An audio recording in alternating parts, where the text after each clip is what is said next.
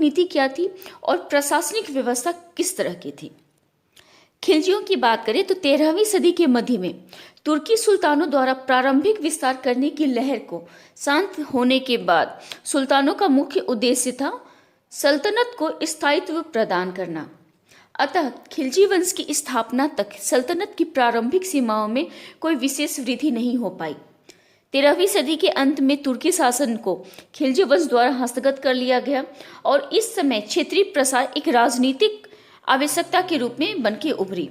यहाँ पे बताया जा रहा है कि खिलजियों का जब शासन हुआ, 13वीं सदी का जो शासन काल था, तो उस समय तक क्या हुआ था, तुर्की जिसकी की स्थापना मोहम्मद गोरी ने की थी। मोहम्मद गोरी ने जितने राज्यों पर अपना अधिकार कायम रखा अपने उत्तराधिकारियों में, जैसे कि अगर एक तरह से माने तो कुतुबुद्दीन ऐबक उसके उत्तराधिकारी के रूप में ही देखा जाएगा, क्योंकि उसने उसकी शासन व्यवस्था को कायम रखा। तो इसी तरह से कुतुबुद्दीन ऐबक, बाद के समय में इल्तुतमिश, बलबन, क्यूमर्स, कैकुबा, जो भी शासक आए, उन्होंने क्या किया, साम्राज्य विस्तार की नीति को नहीं अपनाया। जबकि तत्कालीन समय में राजनीतिक दृष्टि से अगर देखा जाए तो साम्राज्य विस्तार उस समय की आवश्यकता थी। अगर बलबन की बात करें, बलबन जो कि बहुत ही निरंकुश शासक के रूप में जाना जाता था, उसके बारे में कहा जाता है, उसका मानना था कि पृथ्वी पर सुल्तान का जो रूप होता है वो ईश्वर का प्रतिनिधित्व करता है। तो उसकी जो निरंकुशता है वो इस बात से दिखती है। तो इतनी महत्वपूर्ण और इतने शक्तिशाली शासक होने के बावजूद भी उसने साम्राज्य विस्तार नहीं किया, उसे मौका भी नहीं मिला साम्राज्य विस्तार करने का, क्योंकि गोरी ने जिस भी साम्राज्य के ऊपर अधिकार किया, इन लोगों ने उसमें स्थायित्व प्रदान करके रखा। बाद के साम्राज्यों में क्या था, कुछ हिंदू शासक थे, कुछ स्वतंत्र हिंदू शासक थे और कुछ हिंदू जनता थी, जिन्होंने कि उसकी इस, अगर ऐसा वो सोचते भी तो उनके इस भावना को उन लोगों ने साकार नहीं होने दिया। तो इस तरह से हम लोग देखें तो पड़ोसी राज्य जो भी थे, खिलजियों के समय में पड़ोसी राज्य जो भी थे, उनके द्वारा किया गया कोई भी संगठित प्रयास एक राजनीतिक आवश्यकता थी। मतलब कि तुर्कियों का जब आक्रमण हुआ तो तुर्की क्या थे, वो इस्लाम धर्म को मानने वाले थे, और भारत क्या था, भारत एक हिंदू राष्ट्र के रूप में जाना जा रहा था। तो उसके आसपास के जो शासक थे, जहाँ की तुर्कियों का साम्राज्य नहीं फैला हुआ था, तो उसके आसपास के जो पड़ोसी राज्य थे उनमें एकता उत्पन्न हो गई और वे लोग शक्तिशाली हो गए, और उनके द्वारा जो भी कोई भी संगठित प्रयास दिल्ली सल्तनत के लिए संकट उत्पन्न कर सकता था। मतलब कि अगर हिंदू राजा, हिंदू शासक वर्ग जो थे, अगर सभी के सब इकट्ठा हो जाते तो उनसे क्या होता कि तुर्की जो इस्लाम का जो शासक थे, इस्लामी शासक वर्ग थे, उन्हें उखाड़ के बाहर फेंका जा सकता था। इसके अलावे अगर अलाउद्दीन खिलजी की बात करें तो अलाउद्दीन खिलजी के शासनकाल में इन हमलों का कारण क्षेत्रीय प्रसार था। वहीं धन एकत्रित करने का एक और भी बड़ा काम था। यह बताया जा रहा है कि राजनीतिक दृष्टिकोण से अगर देखें तो साम्राज्यवादी नीति तो बहुत ही ज़्यादा जरूरी थी, और तुर्कियों का जो साम्राज्य था उसके बाहर हिंदू राजाओं का शासन हुआ करता था। तो अगर सारे के सारे हिंदू राजा एकत्रित हो जाते तो उससे उत्तरी भारत में तुर्कों का जो शासन वर्ग था उसे समाप्त किया जा सकता था। लेकिन अगर अलाउद्दीन खिलजी की बात करें तो उसके समय में जो भी आक्रमण हुए तो उसका इंटेंशन क्षेत्रीय प्रसार था, ना कि तुर्कियों का प्रसार करना, यानी कि इस्लाम धर्म का प्रसार करना। 14वीं सदी के प्रारंभ में इन दोनों कारकों ने क्षेत्रीय विस्तार को गति प्रदान की। खिलजी शासकों ने मध्य एशिया में अपने वंश की छाप छोड़ी थी। ये तुर्की मूल के थे। भारत में दिल्ली आने से पहले वे वर्तमान के अफगानिस्तान में लंबे समय तक रह चुके थे। इसके बारे में बहुत सारे विद्वानों ने भी इसकी पुष्टि की है। सबसे पहले तो अगर फखरुद्दीन की बात करें तो फखरुद्दीन ने अपने एक पुस्तक में, जिसका कि नाम है करीब तारीखी फखरुद्दीन मुबारक शाही, ये जो ग्रंथ है, ये पुस्तक है जो कि फखरुद्दीन के द्वारा लिखा गया है, इसमें बताया गया है कि तुर्की से कुछ वहाँ की जो जनता थी वो पलायन करके अफ़गानिस्तान आ गई, और अफ़गानिस्तान में उन्होंने कहाँ डेरा डाला था, हेलमंद नदी की घाटी के प्रदेश पे। हेलमंद नदी की घाटी का जो प्रदेश था उसे खलजी के नाम से पुकारा जाता था, और जलालुद्दीन फिरोज खिलजी उसके जो पूर्वज थे वहाँ करीब 200 वर्षों से अधिक समय तक रह चुके थे। तो चूंकि उस प्रदेश का नाम खलजी था और वो तुर्की साम्राज्य से पलायन करके भी आए थे, तो तुर्की मुसलमान जो थे वे खिलजियों को अपना तुर्की मुसलमान मानते ही नहीं थी, बल्कि वे कहते थे कि ये अलग राजवंश से थे और उनका नाम रख दिया था खिलजी राजवंश। खिलजी राजवंश की बात करें तो इतने जो 200 वर्षों तक का लंबा समय था, उसमें वे अफगानिस्तान के क्षेत्र में रहते थे और वहाँ की जो रहन सहन और रीति रिवाज थी वो उन्होंने क्या किया था, उसका आत्मसातीकरण कर लिया था। तो जिसके कारण खिलजियों की जो रहन सहन हो गई थी वो अफगानियों की तरह हो गई थी।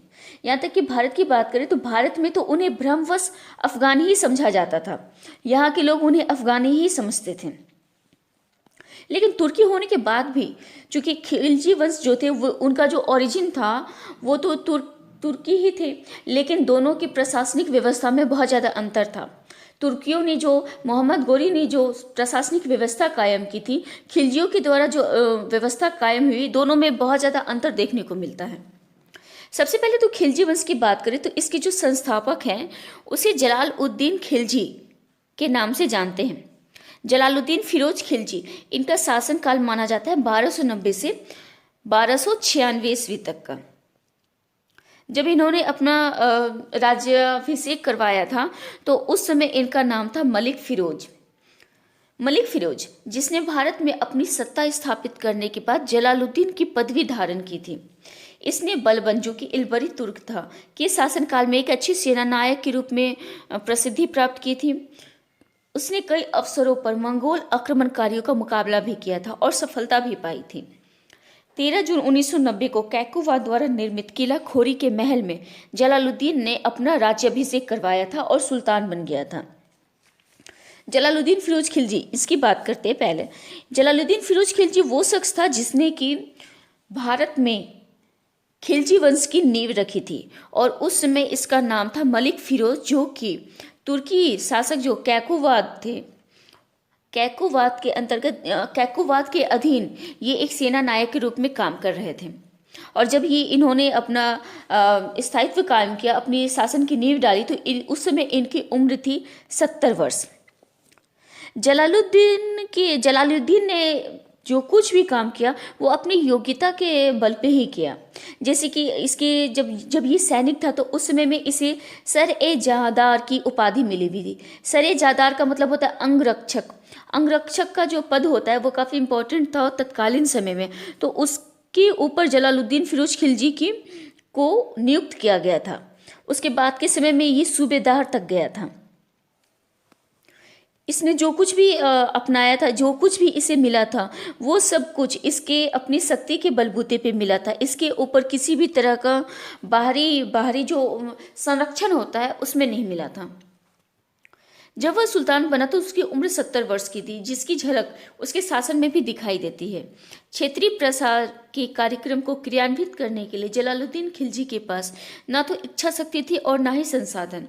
उसके 6 वर्ष के शासन को सुल्तान की नीतियों और उसके समर्थकों के बीच सामंजस्य बनाए रखने की आंतरिक कलह की मानो जकड़ सी लिया था। जलालुद्दीन का किसी भी राजवंश से कोई संबंध नहीं था। दिल्ली की जनता जो एक लंबे समय तक इनके पूर्व शासकों यानी कि इलबरी तुर्क जो थे उसके शासन से परेशान हो चुकी थी। जलालुद्दीन और अन्य के शासन करने के दौरान किसी और के अधिकार को स्वीकार करने को तैयार नहीं था। इसलिए दिल्ली सल्तनत को उस समय जलालुद्दीन जैसे उदार शासक की आवश्यकता नहीं थी, बल्कि एक कठोर और अनुशासन प्रिय शासक की जरूरत थी। इसके बारे में देखते कि यहाँ पे क्या बताया जा रहा है। यहाँ पे बताया जा रहा है कि तत्कालीन समय में जब जलालुद्दीन का राज्याभिषेक हुआ तो उस समय की उसकी जो स्थिति थी वो ठीक नहीं थी। एक तो वो इतने बुजुर्ग अवस्था में, जब उसकी उम्र 70 साल थी, उस समय उसने क्या किया था, उसने राज्याभिषेक करवाया था और इसके पहले वो जिस शासन के अंतर्गत काम किया करता था तो उसके प्रति वो बहुत ही निष्ठावान था। लेकिन वहाँ के दरबार में कुछ षड्यंत्रकारी सरदार हुआ करते थे, जिनसे कि बदला लेने के लिए उसने गुस्से में आके क्या किया था, कैकुवाद और क्यूमर्स का शासन का अंत कर दिया था। उसकी झलक बाद के समय में देखने को भी मिलती है। बाद के समय में अगर देखें तो जब एक समय था जब वह बलबन के राज सिंहासन के पास जाता है, जब वो बलबन के राजमहल के बाहर खड़ा होता है तो उसी समय वो घोड़े से उतर जाता है। ये उसकी निष्ठा दिखाती है अपने सुल्तान के प्रति, जो कि पूर्ववत। हाँ, जलालुद्दीन की जो बढ़ती उम्र थी उसके कारण उसकी गिनती जहां पहले के समय में उच्च कोटि के सेनापति के रूप में होती थी, अब उसकी बजाय उसे एक उदार और सहिष्णु शासक के रूप में देखा जाने लगा था। इसके बाद राजा ने क्या किया था, राजा ने अपनी पदवी संभालते ही सबसे पहले तो उसने सभी को संतुष्ट करने की कोशिश की।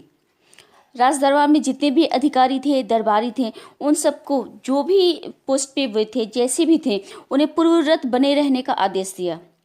दूसरे नंबर में उन्होंने क्या किया, उन्होंने अपने जितने विद्रोही थे जो कि उनके खिलाफ षड्यंत्र रचते रहते थे, तो उन लोगों को भी माफ़ कर दिया। सबसे ज़्यादा हद तब हो गई थी जबकि उन्होंने अपने राज्य के सभी लुटेरों को भी माफ़ कर दिया था।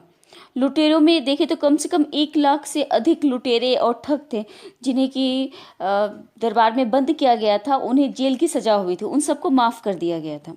तो इससे क्या हुआ कि उस शासनकाल में जितने भी महत्वाकांक्षी व्यक्ति थे उन लोगों को मौका मिल गया।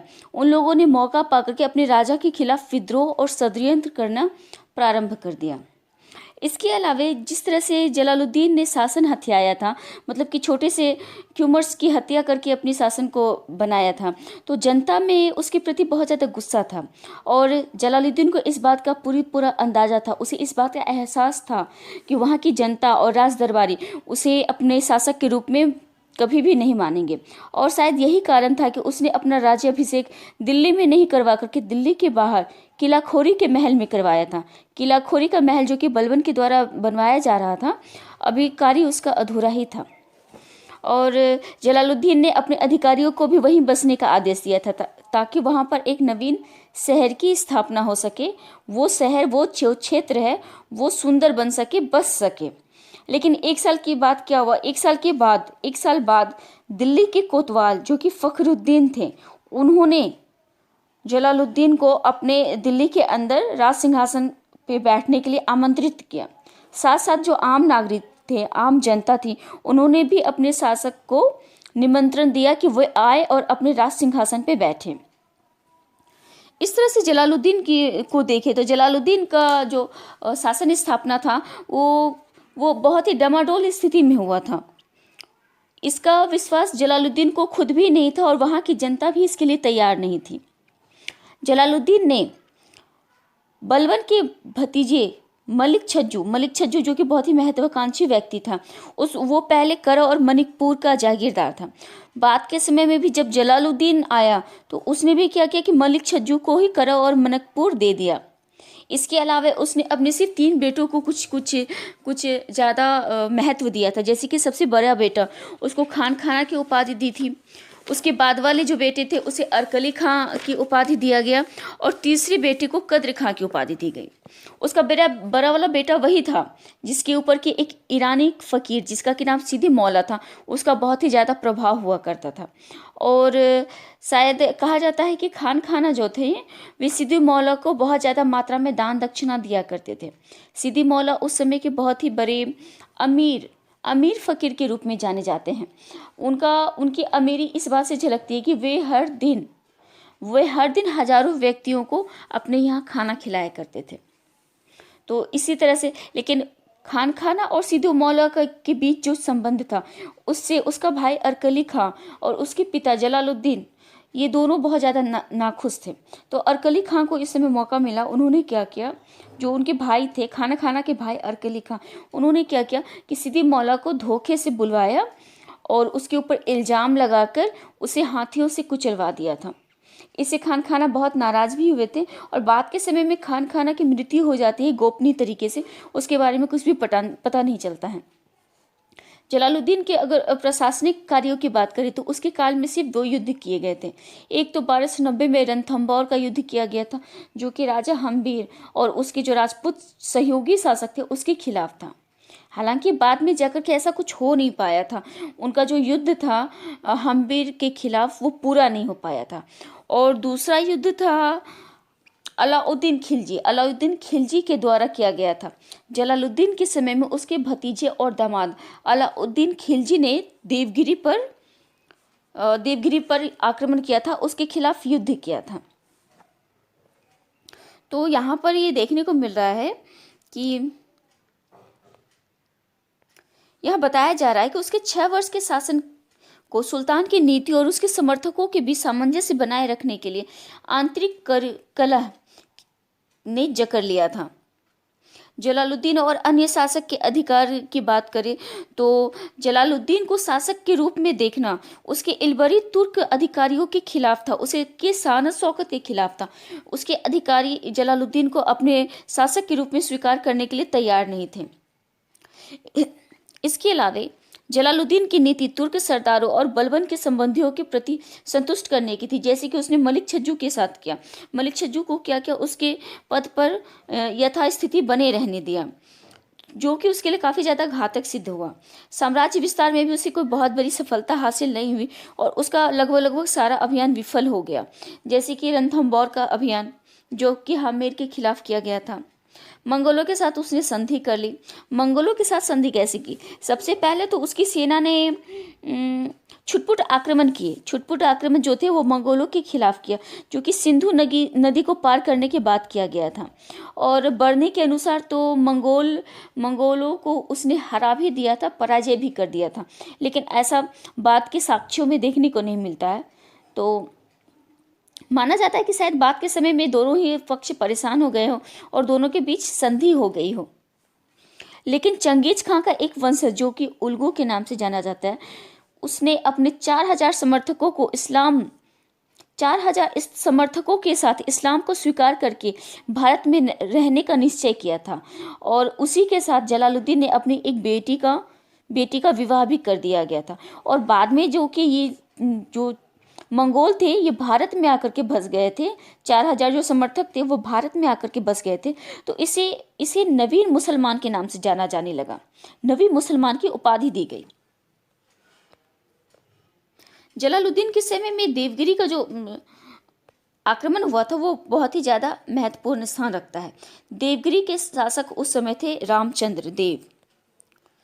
विद्रोहियों के प्रति जलालुद्दीन ने दुर्बल नीति अपनाई और कहा कि मैं एक वृद्ध मुसलमान हूँ और मुसलमानों का रक्त बहाना मेरी आदत नहीं है। जलालुद्दीन के काल में लगभग 2000 मंगोल इस्लाम 2000 नहीं, यहाँ 4000 होगा। यहाँ 4000 मंगोलों ने इस्लाम धर्म स्वीकार कर लिया और वो बस गए दिल्ली के निकट मुगलपुर, जिसे कि मंगोलपुरी के नाम से भी जानते हैं। और ये नए मुसलमान मंगोल नवीन मुसलमान कहलाए। इन सभी कठिनाइयों का समाधान सुल्तान जलालुद्दीन की हत्या के रूप में हुआ। अली गुरसप ने जलालुद्दीन को करा बुलवाकर धोखे से हत्या कर दी और सत्ता पर अपना आधिपत्य कायम कर लिया। अली गुरसप जो था वो अलाउद्दीन खिलजी का बड़ा भाई था और जलालुद्दीन का खासम खास था। हालांकि अली गुरसप की बात करें तो अली गुरसप भी जलालुद्दीन की मौत के लिए तैयार नहीं था, लेकिन अलाउद्दीन खिलजी की जो महत्वाकांक्षाएं थी, जो उसे देवगिरी के उपलक्ष्य में प्राप्त हुई थी, देवगिरी को जीतने के बाद उसकी जो महत्वाकांक्षाओं में वृद्धि हुई थी, तो उसके बाद उसने अपने भाई को मनाया और फिर जलालुद्दीन को बुलाया और अपने पत्र में अपना एक पत्र लिखा जो कि अली गुरसप के द्वारा जलालुद्दीन तक पहुंचाया गया था। अलाउद्दीन ने अपने उस पत्र में लिखा कि मैं आपसे बहुत ज़्यादा सहमा हुआ हूँ, बहुत डरा हुआ हूँ, इसलिए कृपया कर अगर आप आए तो मेरे पास निहत्थे और अकेले आए। ऐसा सुनकर के जलालुद्दीन बहुत ज़्यादा इमोशनल हो गए। वे गए और नदी के एक तरफ अपनी सारी सेनाओं को और अपने तलवार को छोड़ करके वो अकेले ही नदी पार करके नाव में बैठ करके गए दूसरी तरफ, जहाँ के अलाउद्दीन खिलजी ने धोखे से उनकी पीठ पे वार कर दिया और वे अपनी जान बचाकर भागते हुए नदी के पास पहुँचे तो लेकिन वो पार नहीं कर पाए और इस तरह से जलालुद्दीन खिलजी की मौत हो जाती है, उनकी मृत्यु हो जाती है।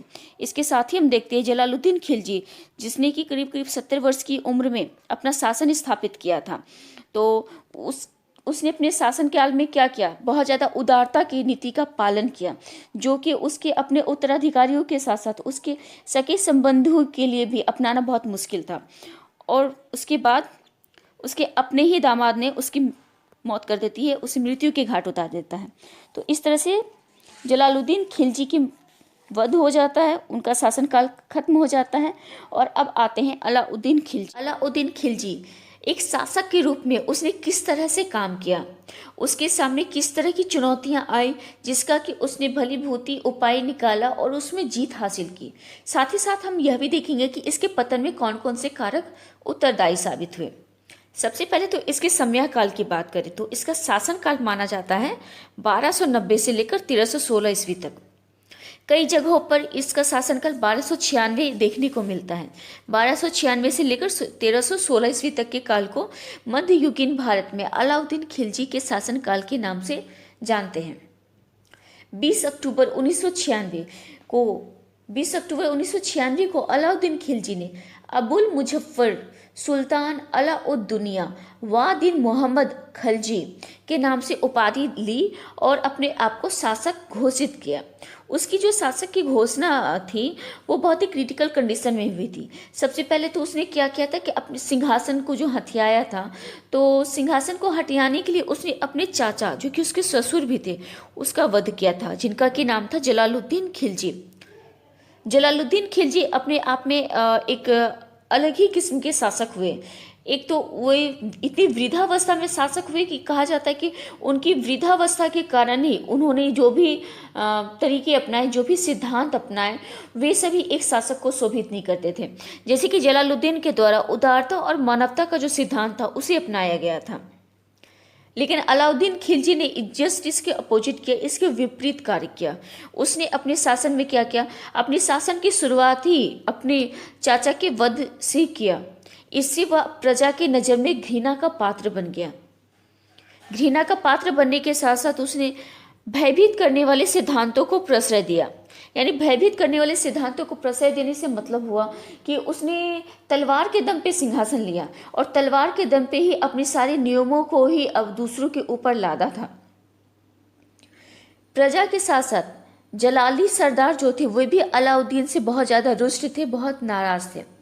जलाली सरदारों से हमारा मतलब है कि जलालुद्दीन वंश के जो समर्थक सरदार थे उनसे। जलालुद्दीन वंश के जो समर्थक सरदार थे उन्हें हम जलाली सरदार के नाम से जानते हैं। तो जब जलालुद्दीन की मृत्यु हो गई, उसका वध कर दिया गया, तो ये जो सरदार थे उन्होंने अलाउद्दीन खिलजी के खिलाफ विद्रोह करने की सोची, लेकिन अलाउद्दीन खिलजी ने तलवार के दम पे इन्हें शांत करवाया और जो महत्वपूर्ण सरदार थे उन्हें तो राज्य के बाहर ही निकलवा दिया। उन्हें इस तरह से पंगु बना दिया गया कि आगे के समय में भी अलाउद्दीन के खिलाफ किसी तरह का षड्यंत्र कर ही नहीं सके। और इन सभी चीज़ों पर निगरानी रखने के लिए उसने एक और काम किया।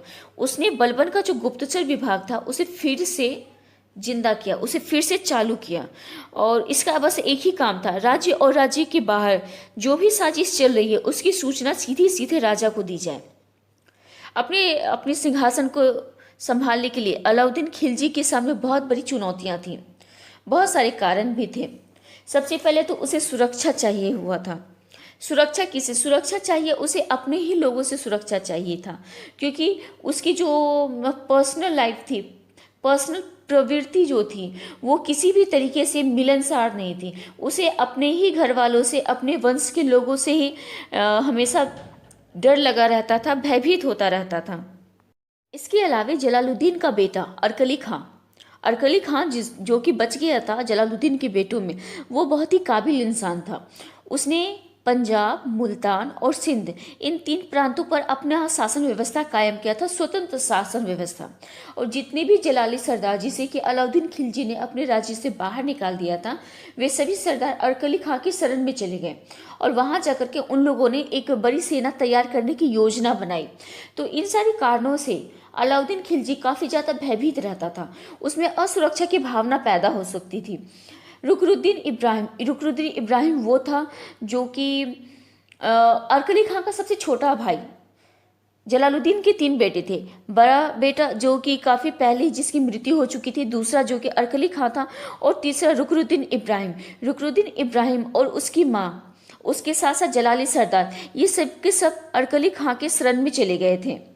इन सब के अलावे उसके जो अलाउद्दीन खिलजी के अधीन में जो भी प्रदेश थे, जैसे कि संपूर्ण दोआब और अवध में, इन 2 जगहों पर अलाउद्दीन की स्थिति बहुत ज़्यादा दयनीय थी, बहुत ज़्यादा दुर्बल हुआ करती थी। वहाँ के जो राजा और प्रजा थे वे सभी के सभी अलाउद्दीन के खिलाफ हमेशा विद्रोह किया करते थे। इसके लिए अलाउद्दीन के सामने इस तरह से कई चुनौतियां उभर के सामने आई थी। जैसे कि इसमें देखें तो जलाली अमीरों जलालुद्दीन परिवार के अन्य सदस्यों से अपने आप को सुरक्षित रखना, उत्तर पश्चिम से मंगोल का भय, रणथंभौर और चित्तौड़ जैसे शक्तिशाली राज्यों में राजपूताना का उदय, सल्तनत के प्रशासनिक एवं आर्थिक आधारों को मजबूत करना, उलेमाओं और अमीरों के महत्वाकांक्षाओं पर लगाम लगाना। ये सब के सब ये कारण थे, वो कारण थे जिसके कारण कि अलाउद्दीन खिलजी को अपने आप को स्थिर करने में काफ़ी वक्त लगा, काफ़ी समय लगा। जैसे कि अगर राजस्थान की बात करें, जहाँ के राजपूताना राज्यों का उदय हो रहा था, तो राजस्थान में लगभग सभी राज्य स्वतंत्र ही थे। चित्तौड़ और रणथंभौर के जो राजा थे बस वही थे जो कि इसे चुनौती दे सकते थे। ये राज्य दिल्ली सल्तनत को चुनौती दे रहे थे। इसके अलावा बुंदेलखंड और मालवा की बात करें, जो कभी यूपी और मध्य प्रदेश में मिलता है, पाया जाता है, तो बुंदेलखंड और मालवा में राजपूतों की स्थिति दृढ़ थी, काफ़ी ज़्यादा शक्तिशाली थे इस समय पे। और गुजरात पर तो किसी मुसलमान शासक ने कभी अधिकार किया ही नहीं था। इसके अलावे इन सब के अलावे अगर देखें तो इसके अतिरिक्त शासन को व्यवस्थित करने के साथ सल्तनत के प्रति सम्मान और भय उत्पन्न करना, ये सब भी अलाउद्दीन के लिए काफ़ी ज़्यादा आवश्यक था, बहुत ज़्यादा जरूरी काम था, जिसके लिए कि उसने अपने आप को काफ़ी ज़्यादा बिजी कर लिया था, बहुत सारे लोगों की मदद लेना शुरू किया था। इन सब के अलावे अलाउद्दीन खिलजी के मन में उत्तर पश्चिम की ओर से जो मंगोल शासक हुआ करते थे उसके आक्रमण का भी भय बना रहता था। अलाउद्दीन खिलजी की बात करें तो उसके समय में 2 बार मंगोलों का आक्रमण हुआ। पहला तो हुआ 1297 और दूसरा हुआ 1299 ईस्वी में। और दोनों दो मंगोल जो आक्रमण थे उसे अलाउद्दीन खिलजी ने सिर्फ अपने बल पे उसे विफल कर दिया था, उसे हरा दिया था। इसके अलावा रणथंभौर और चित्तौड़ का जो शक्तिशाली राज्य था उसमें राजपूताना का उदय, राजपूतों की स्थिति से सभी लोग जानते हैं राजपूताना कितने वीर होते हैं। यही नहीं, राजपूताना, चित्तौड़, रणथंभौर, इन सभी राज्यों का जो अस्तित्व था वो अलाउद्दीन खिलजी के लिए एक बहुत बड़ी चुनौती के रूप में सामने आया था। सल्तनत के प्रशासनिक एवं आर्थिक आधारों को मजबूत करना, उलेमाओं और अमीरों के महत्वाकांक्षाओं पर लगाम लगाना। लगाम लगाने से अर्थ हुआ अलाउद्दीन खिलजी जो कि ऐसा शासक था जिसने कि अपने आप को शासक वर्ग घोषित करने के लिए किसी भी खलीफा से स्वीकृति नहीं ली थी। उसने अपने आप को खुद ही शासक के रूप में घोषित कर दिया था। किसी भी तरीके के धार्मिक गुरु जो रहते हैं उनसे उसने स्वीकृति नहीं ली थी। तो यहाँ पर देखने को मिलता है कि उनकी स्वीकृति के बगैर भी कोई भी शासक शासन कर सकता था। तो यहाँ क्या दिखता है, यहाँ दिखता है कि उलेमा की जो स्थिति थी उस समय में बहुत जो सबसे सर्वोच्च रहा करती थी उसमें थोड़ी सी गिरावट दिखाई देती है। इसके अलावा प्रशासनिक और आर्थिक आधार की अगर बात करें तो प्रशासन में ये देखने को मिलता है कि उसने किस तरह से अपने चहेते सरदार जो थे उन्हें अपने नज़दीक रखा है, उसे उच्च पदों पर प्रतिष्ठापित किया।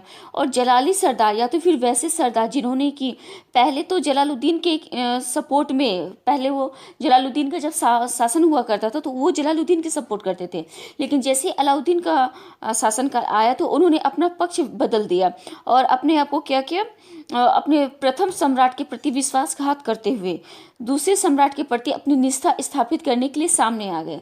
तो ऐसे सरदारों को अलाउद्दीन ने समय रहते पनिश किया, उन्हें काफ़ी ज़्यादा सजा दी, उन्हें राज्य के बाहर तक निकाल दिया।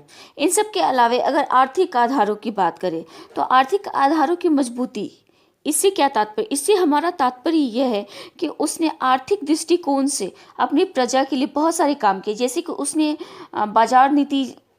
बाजार नियंत्रण नीति की जो शुरुआत की थी वो तो इतिहास में इकलौता उदाहरण देखने को मिलता है। इसके अलावे बाजार नीति के अलावे सैनिक सुधार किए, प्रशासनिक सुधार किए, मतलब कि जनता को डेवलप करने के लिए, विकसित करने के लिए उसने बहुत सारे कार्य किए। उलेमाओं और फकीरों, अमीरों की महत्वाकांक्षाओं पर लगाम लगाना। उनका तो कहना ही था कि वो जो इस दुनिया में आए हैं तो उसे ईश्वर ने भेजा बस एक इंसान बनाकर, वो यहाँ आके किस धर्म को मानते हैं ये उनकी अपनी निष्ठा है। इसके अलावा देखते तो साम्राज्य विस्तार के साथ साथ प्रशासनिक सुधार भी अनिवार्य थे।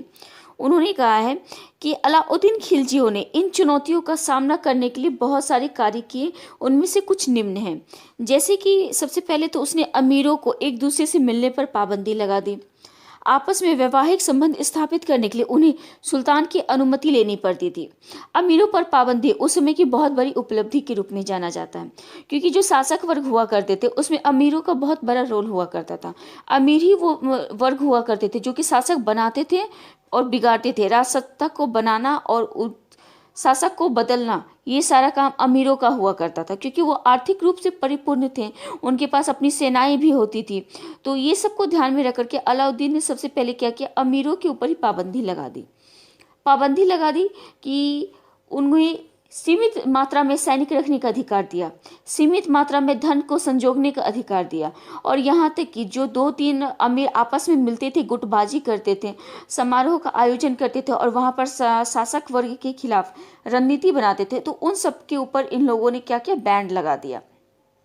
अब अमीर खुले रूप से किसी से मिल नहीं सकते थे। अगर वे इधर उधर मिलते हुए या समारोह को अटेंड करते हुए पकड़े जाते थे तो उन्हें सजा मिलती थी।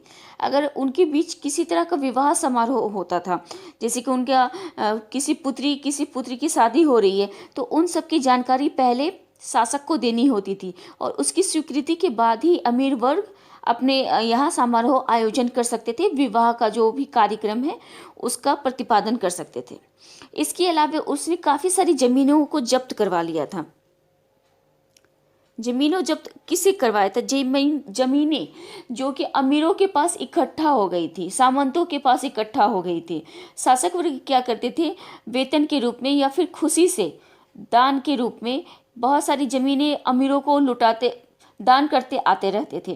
तो दान करने से क्या हुआ कि अमीर जो है अपने आप में शासक हो गए, उनके पास धन संपदा इकट्ठा होगी, सैनिक इकट्ठा हो गए, भूमि मिल गई, तो वे अपने आप को स्वतंत्र शासक के रूप में समझने लगे खुद को। और इसके लिए उसने वो जो मेन शासक था अलाउद्दीन खिलजी या जलालुद्दीन खिलजी, उनकी बातों को, उनके द्वारा जो आदेश दिए जाते थे उसे बहुत ज़्यादा गंभीरता से नहीं लेते थे।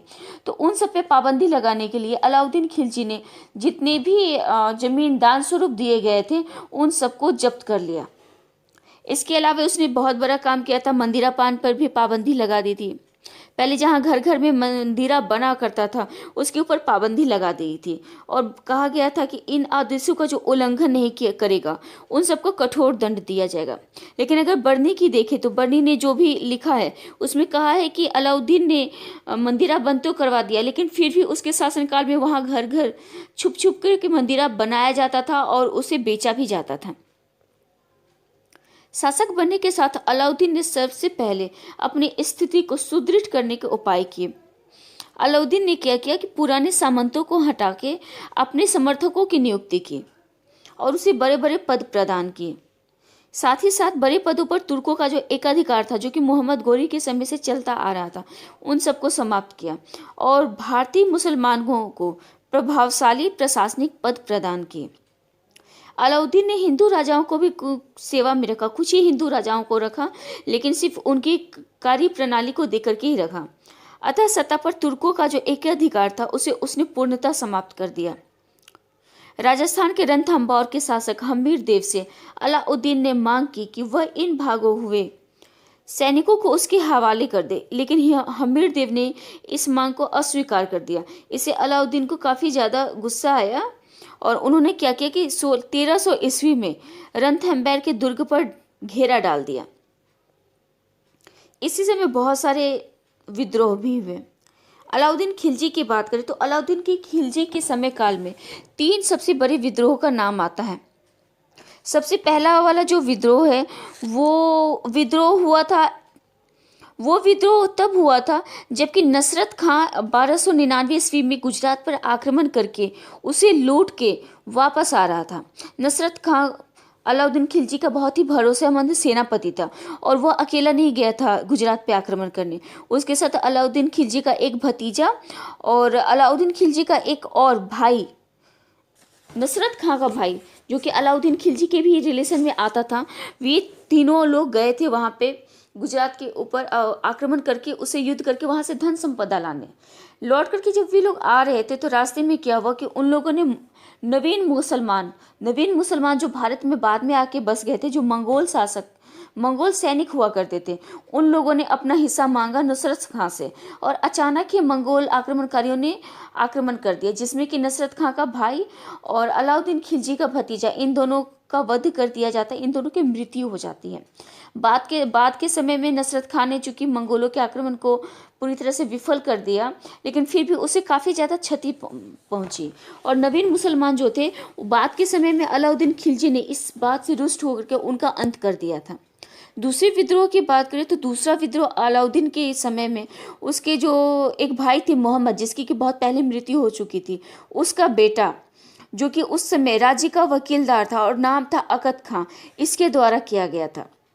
जब अलाउद्दीन रणथंभौर के अभियान के लिए जा रहा था तो रास्ते में वो शिकार के लिए रुका था, और तब अकद खान ने क्या किया था, जब देखा कि राजा अपने अकेले है या फिर उसके साथ 2-4 सैनिक ही हैं, तो उसने मौका पाकर राजा पर, शासक वर्ग पर हमला कर दिया, तीरों की बौछार शुरू कर दी। और तीरों की बौछार इस तरह से की कि 1-2 तीर जाकर अलाउद्दीन खिलजी को लग भी गया। हालांकि वो मामूली रूप से घायल हुआ था, लेकिन फिर भी मूर्छित होकर के जमीन पे गिर गया। तो उसके जो 4-5 सैनिक वर्ग थे, उन्होंने यह कहा, अकद खां को कहा कि सुल्तान अब नहीं रहे, उनकी मृत्यु हो चुकी है। ये सुन के अकद खां काफ़ी ज़्यादा खुश हो गया, और वहाँ जहाँ की उन लोगों ने डेरा डाला हुआ था, वहाँ उस कबीले, उस पंडाल में जाकर अपने आप को शासक वर्ग घोषित करने की कोशिश करने लगा।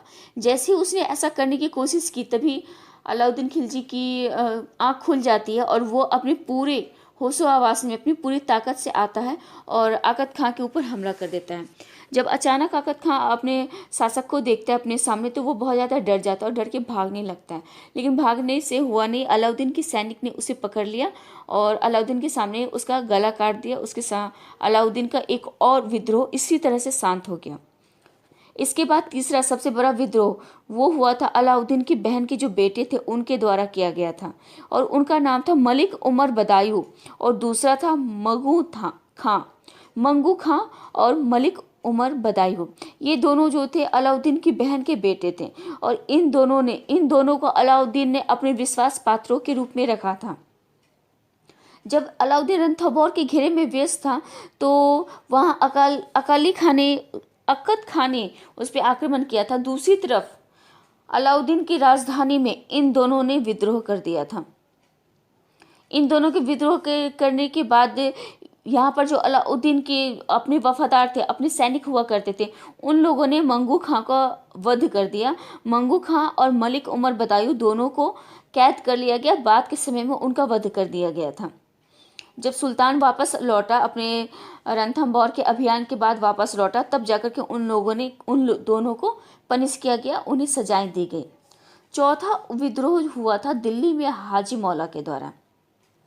हाजी मौला कौन था? हाजी मौला पुराना कोतवाल फखरुद्दीन का सेवक था, और उस समय अलाउद्दीन सबसे पहले का जो कोतवाल था अला उल बुल्क को अला उल मुल्क के नाम से भी जानते हैं। इसकी मृत्यु हो गई थी, इसकी मौत हो चुकी थी, और इसके बाद के समय में इसके जो भी आसपास के लोग थे, वे लोग अलाउद्दीन खिलजी के शासन में चले जाते हैं और वहाँ पर जाकर के अपना सेवा प्रदान करने लगते हैं। जब अलाउद्दीन खिलजी रणथंभौर के किले में घेरा डालने में व्यस्त था, तभी हाजी मौला ने क्या किया कि कोतवाल तिमिर्जी का धोखे से उसे मार डाला, उसका वध कर दिया। और कोतवाल अयाज का वध करने का असफल प्रयास किया, मतलब कि उसका भी, अयाज को भी मारने का प्रयास किया गया, लेकिन उसमें उसे सफलता नहीं मिली। लेकिन उसने सुल्तान के जो लाल महल था उस पर अधिकार कर लिया, और इल्तुतमिश की जो एक बेटी थी, उसका एक वंशज था शाही शाह को सुल्तान घोषित कर दिया। और इसके बाद अलाउद्दीन को तो ऐसा लग रहा था जैसे कि बलबन के जो भी शासक वर्ग थे, जो भी वंश के लोग थे, वे पूरी तरह से निर्बल हो चुके थे। लेकिन बाद के समय में क्या देखने को मिलता है कि उसकी बेटी का जो एक बेटा था, उसकी बेटी का वंशज जो था शाही शाह, उसको बलबन को ही शासक वर्ग के रूप में रख करके इसे उत्तराधिकारी घोषित किया जा सकता है। तो अलाउद्दीन का उसी समय अलाउद्दीन का एक वफादार अन्य वफादार जो भी था वो वहाँ पे मौजूद था और उसका नाम था हमीदुद्दीन। हमीदुद्दीन ने अपने पूरे मेहनत से और अपने शासक के प्रति जो भी निष्ठा होती है उन सब के बलबूते पे इस विद्रोह को समाप्त किया, इस विद्रोह के ऊपर अपना कंट्रोल हासिल किया और हाजी मौला सही शाह और उसके जितने भी समर्थक वर्ग थे उन सब का उसने अपने हाथों से उसकी हत्या कर दी। इस तरह के चारों विद्रोह जो हुए वो सभी असफल हो गए। एक तरह से देखा जाए तो बस एक ही विद्रोह ऐसा हुआ जिसमें कि अकद खां का जो विद्रोह हुआ उसमें अलाउद्दीन खिलजी को प्रत्यक्ष रूप से सामना करना पड़ा। इसके अलावा बाकी के जो 3 विद्रोह होते हैं वो रणथंभौर के दुर्ग का जो अभियान रहता है उस दौरान होता है और इसमें सिर्फ अलाउद्दीन खिलजी के जो आपसी जो राजा हुआ करते थे, जो आपस के विश्वासी राजा थे, उनके द्वारा इन सारे अभियानों को विफल कर दिया गया। इन सारे विद्रोहों के कारण अलाउद्दीन की माने तो उसने कुछ बहुत सारे नियमों को उजागर किया। जैसे कि इसमें जो सबसे पहला वाला बताया गया था कि उसने अमीरों के जो आवागमन है समारोह है उसके ऊपर वैवाहिक संबंधों के ऊपर पारस्परिक सामाजिक जो कारण थे जिसके कारण कि वे सभी एकत्रित होते थे उस पर क्या किया, उस पर प्रतिरोध लगा दिया। तो उसने जितने भी प्रतिरोध लगाए थे जैसे कि अमीरों के ऊपर पाबंदी लगाई थी, ज़मीनें जब्त करवाई थी, मंदिरा पान पे पाबंदी लगाई थी, तुर्कों का एकाधिकार समाप्त किया था। तो ये सारे कारण, ये सभी जो इफ़ेक्ट्स हुए थे ये सभी इफ़ेक्ट्स इन विद्रोहों के बाद ही लागू किया गया था। इसके अलावा अब देखते हैं कि अलाउद्दीन ने अपने शासनकाल में किन किन विजय अभियानों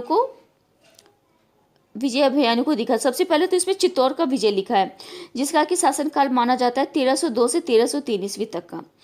इसमें लिखा है कि इस अभियान में अमीर खुसरो ने भी भाग लिया था और उन्होंने इस आक्रमण का विस्तृत वर्णन किया है। इसमें चित्तौड़ का शासक राणा रतन सिंह था। वस्तुतः अलाउद्दीन की चित्तौड़ राज्य से कोई शत्रुता नहीं थी। चित्तौड़ अभियान का उद्देश्य चित्तौड़ की रानी पद्मिनी को प्राप्त करना था जिसकी सुंदरता की चर्चा सुनी हुई थी, विश्वविख्यात थी, लेकिन यह विवरण कल्पना पर आधारित ने चित्तौड़ की घेराबंदी नहीं तोड़ी।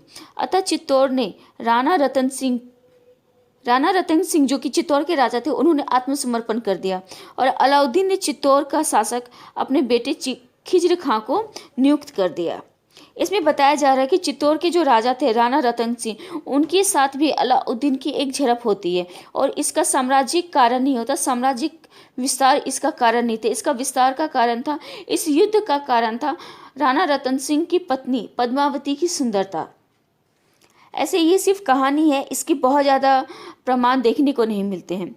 और जब अलाउद्दीन ने राणा रतन सिंह के ऊपर अपना अधिकार कायम कर लिया तो उसने अपने बेटे खिज्र खां को वहां का शासक नियुक्त कर दिया और अपनी इसी बेटी के कारण उसने चित्तौड़ का नाम बदलकर खिजराबाद रख दिया था।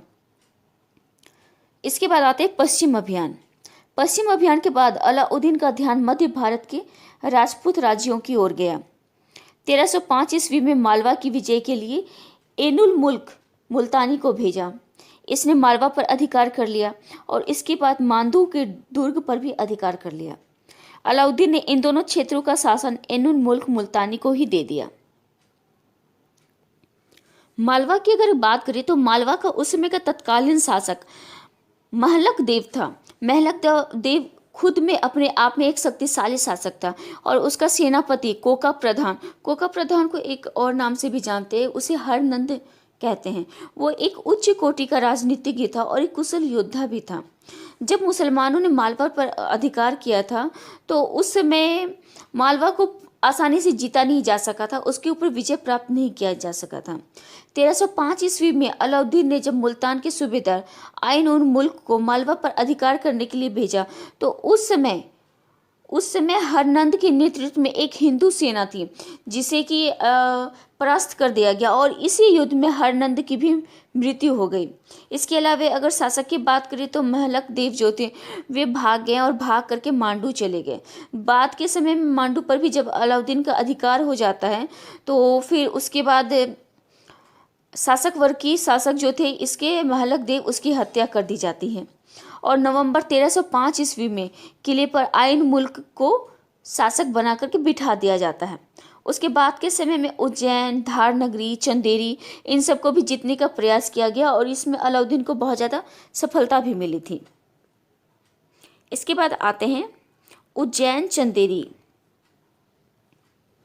उज्जैन, धार नगरी, चंदेरी ये सब जो है इसके बाद के काल में मालवा के बाद का जो आक्रमण हुआ था वो इन्हीं सभी जगहों पर देखने को मिलता है। इन सब के बाद देखें तो 1308 ईस्वी में सिवानों का हमला हुआ और यहाँ के शासक शीतल देव मारे गए और कमालुद्दीन को सिवाना का शासक नियुक्त किया गया। यानी कि कमालुद्दीन की बात करें तो कमालुद्दीन के नेतृत्व में अलाउद्दीन की एक सेना ने शीतल देव पर हमला किया था, जिसके बाद कि कमालुद्दीन को वहाँ का शासक नियुक्त कर दिया गया। और इसके बाद देखने को मिलता है कि जालौर पर किस तरह से विजय प्राप्त की गई। जालौर का विजय हालांकि बहुत ही इम्पोर्टेंट देखने को मिलता है। इसका जो स्थान है वो सिवाना से केवल 50 मील की दूरी पर था और उस समय में वहाँ के तत्कालीन शासक थे कृष्णदेव तृतीय। कृष्णदेव तृतीय जो है ये साउथ से बिलोंग नहीं करते थे, बल्कि ये उत्तर भारत के थे और इन्हें कन्हन देव तृतीय के नाम से भी जाना जाता है। अपने आप में ये एक साहसी और महान विद्वान थे, योद्धा थे। के.एस. लाल जो एक बहुत बड़े इतिहासकार हैं, उनकी माने तो उन्होंने लिखा है कि 1304 ईस्वी में कान्हन देव ने अलाउद्दीन का आधिपत्य स्वीकार कर लिया। लेकिन दूसरी तरफ दशरथ शर्मा की बात करें तो दशरथ शर्मा ने अपने नवीनतम खोजों में बताया है कि कान्हन देव ने अलाउद्दीन की अधीनता को स्वीकार नहीं किया था, बल्कि गुजरात से वापस आते हुए नुसरत खां पर आक्रमण किया था और 1305 ईस्वी में जो मुस्लिम का आक्रमण हुआ था उसे विफल कर दिया गया था। 1311 ईस्वी की बात करें तो 1311 ईस्वी में जालौर पर फिर से आक्रमण किया गया था, लेकिन राजपूत ने कई बार मुसलमानों का जो आक्रमण था, जो अलाउद्दीन बार बार आक्रमण किया करते थे, उसे उसमें हरा दिया था, परास्त कर दिया था। लेकिन अंत के समय में जब अलाउद्दीन का एक सेनापति कमालुद्दीन के नेतृत्व में जब एक बहुत बड़ी सेना भेजी गई तो उस समय जालौर के ऊपर विजय प्राप्त कर लिया गया और इस युद्ध में कान्हन देव मारा गया था। यहाँ तक कि उसके जितने वंश के लोग थे, जितने संबंधी थे, उन सबकी हत्या कर दी गई थी। केवल कान्हन देव का एक भाई था, उसका नाम था मालदेव, वो जीवित बच गया था। और बाद के समय में क्या हुआ, उसी समय में अलाउद्दीन को प्रसन्न करके उसने चित्तौड़ की सूबेदारी प्राप्त कर ली थी। जालौर की विजय के बारे में बताया जाता है कि जालौर की जो विजय थी वो अलाउद्दीन की राजस्थान की विजय को पूर्ण करती थी। बूंदी, मांडोर और टोंक में भी अलाउद्दीन की जो अधीनता थी वो स्थापित हो गई थी। इसके बाद कश्मीर, बंगाल, पूर्वी भारत इन सारे क्षेत्रों को छोड़कर शेष भारत पर अलाउद्दीन का नियंत्रण स्थापित हो गया। तो ये थे उत्तरी और दक्कन का भारत का क्षेत्र, जिस पर कि अलाउद्दीन ने अपने बलबूते पर अपनी क्षमता से नियंत्रण स्थापित किया। अब देखते हैं दक्षिण भारत का अभियान। दक्षिण भारत के अभियान में और अप्रत्यक्ष नियंत्रण का जो प्रयास किया गया वो किस तरह से हुआ। अलाउद्दीन खिलजी के दक्षिणी अभियान का उद्देश्य वस्तुतः धन प्राप्ति करना था। दक्षिण का जो क्षेत्र है वो शुरू से ही धन संपदा से परिपूर्ण माना जाता है। साम्राज्यवादी नीति की सबसे बड़ी उपलब्धि दक्षिण राज्यों की विजय से थी। अलाउद्दीन की देखें तो अलाउद्दीन दिल्ली सल्तनत का प्रथम ऐसा शासक था जिसने दक्षिण भारतीय विजय अभियान किया था और इसमें उसे सफलता भी मिली थी। दक्षिण अभियान की विस्तृत जानकारी वर्णीकृत तारीखी फिरोज शाही और अमीर खुसरो की रचना खजाइनुल फुतूह एवं इस्लामी किफुतुह सलातीन से मिलती है। इन अभियानों के संचालन करता थे मलिक कफूर जो कि अलाउद्दीन खिलजी का दाहिना हाथ माना जाता है और दक्षिण की जितनी भी विजय हुए वे सभी मलिक कफूर के द्वारा ही विजित किया गया था। दक्षिण भारतीय अभियान के समय में दक्षिण में कई राज्य थे, लेकिन उनमें से 4 राज्यों की चर्चा काफ़ी ज़्यादा देखने को मिलती है। जैसे कि सबसे पहले अगर देखें तो सबसे पहले राज्य के रूप में मिलते हैं देवगिरी के यादव वंश, जिनका कि अगर क्षेत्र देखें तो वो थे विंध्य की जो पर्वतमाला है उसके दक्षिणी क्षेत्र में उनका राज्य हुआ करता था। इसके अलावा वारंगल के काकतीय, द्वार समुद्र के होयसेल और माबर या मुद्रा के पांड्य राजवंश, इन इन वंशों की जो शासन व्यवस्था थी उस समय काफ़ी ज़्यादा महत्वपूर्ण स्थान रखती थी। इन राज्यों के परस्पर संबंध कटुतापूर्ण थे, इनमें आपसी बनावट बनती नहीं थी और वे बराबर आपस में संघर्षरत रहते थे। एक दूसरे की शक्ति को नियंत्रित करने के लिए वे अपने पड़ोसी तुर्क सेनाओं की सहायता लिया करते थे। दक्षिण भारत की स्थिति उत्तर भारत से भिन्न थी। यही कारण था कि दक्षिण के राज्य धनी होते हुए भी अपनी रक्षा करने में असमर्थ थे, क्योंकि उसमें आपसी फूट पैदा हुई थी, आपसी संघर्ष काफ़ी ज़्यादा था। इसलिए उनमें एकता न रहने के कारण अलाउद्दीन खिलजी या फिर मलिक कफूर को मौका मिल गया कि उनके बीच अपनी शासन व्यवस्था को कायम कर सकें। अलाउद्दीन खिलजी दक्षिण राज्यों पर विजय प्राप्त कर सका, इसका एकमात्र यही कारण था। दक्कन के सैनिक अभियान का नेतृत्व मलिक कफूर को दिया गया था और इस अभियान में मदद करने के लिए आइन उल मुल्क मुल्तानी और अल्प खां को निर्देश भेजे गए थे कि वो मलिक कफूर की सहायता करें। मलिक कफूर का पहला जो अभियान था वो 1307 से 1308 इस बीच में देवगिरी के विरुद्ध हुआ था। सत्ता पर अधिकार करने के पूर्व ही वहाँ के शासक रामचंद्र देव ने आत्मसमर्पण कर दिया था और वार्षिक नजराना देने को तैयार हुआ था। और इसके अलावा उसने अपनी एक बेटी का विवाह अलाउद्दीन के साथ भी कर दिया गया था। अलाउद्दीन के साथ जिस रामचंद्र देव की पुत्री की शादी होती है, बाद के समय में उसी को अलाउद्दीन ने अपना उत्तराधिकारी घोषित किया था, जिसकी की उम्र काफ़ी कम थी, फिर भी अलाउद्दीन ने उसी ही अपना उत्तराधिकारी माना। 1309-10 ईस्वी के बीच में मलिक कफूर ने वारंगल पर आक्रमण किया। युद्ध का शीघ्र अंत हो गया क्योंकि राय रुद्रदेव आत्मसमर्पण करने को तैयार हो गए थे। मलिक कफूर ने फिर से दोबारा द्वार समुद्र के किले को घेर लिया। उसके ऊपर दोबारा, क्योंकि वहाँ के शासक क्या होते थे, पहले तो अधीनता स्वीकार कर लेते थे और बाद के समय में अपने आप को स्वतंत्र घोषित कर देते थे। द्वार समुद्र के जो शासक थे उनके पास अपार धन और वार्षिक नजराना देने का वचन दिया गया था। उन्होंने अलाउद्दीन को या मलिक कफूर को यह वचन दिया था कि वे धनराशि और वार्षिक नजराना दोनों ही भेजा करेंगे। और इसके बाद अब मलिक कफूर ने क्या किया कि मलिक कफूर मबार की ओर अग्रसर हुआ। यहाँ पर पांड्यों की राजधानी मदुरा पहुँच गया, लेकिन वहाँ का शासक सुंदर पहले ही भाग खड़ा हुआ और मलिक कफूर ने मदुरा का जो राजकोष था उसके ऊपर अपना अधिकार कर लिया। तो इस तरह से देखिए तो दक्षिण का जो अभियान है वो पूरी तरह से मलिक कफूर की निगरानी में ही हुआ। उस समय दक्षिण भारत में जो 4 शक्तिशाली संपन्न राज्य थे, उन लोगों ने बहुत ही आसानी तरीके से मलिक कफूर की अधीनता स्वीकार कर ली। और अलाउद्दीन जिसका कि प्रमुख उद्देश्य दक्षिण भारत की संपत्ति को सिर्फ लूटना था, लेकिन इसके बाद के समय में देखिए तो संपत्ति तो मिल ही गई, लेकिन अलाउद्दीन के समय बाद के समय में इसकी महत्वाकांक्षा बढ़ गई।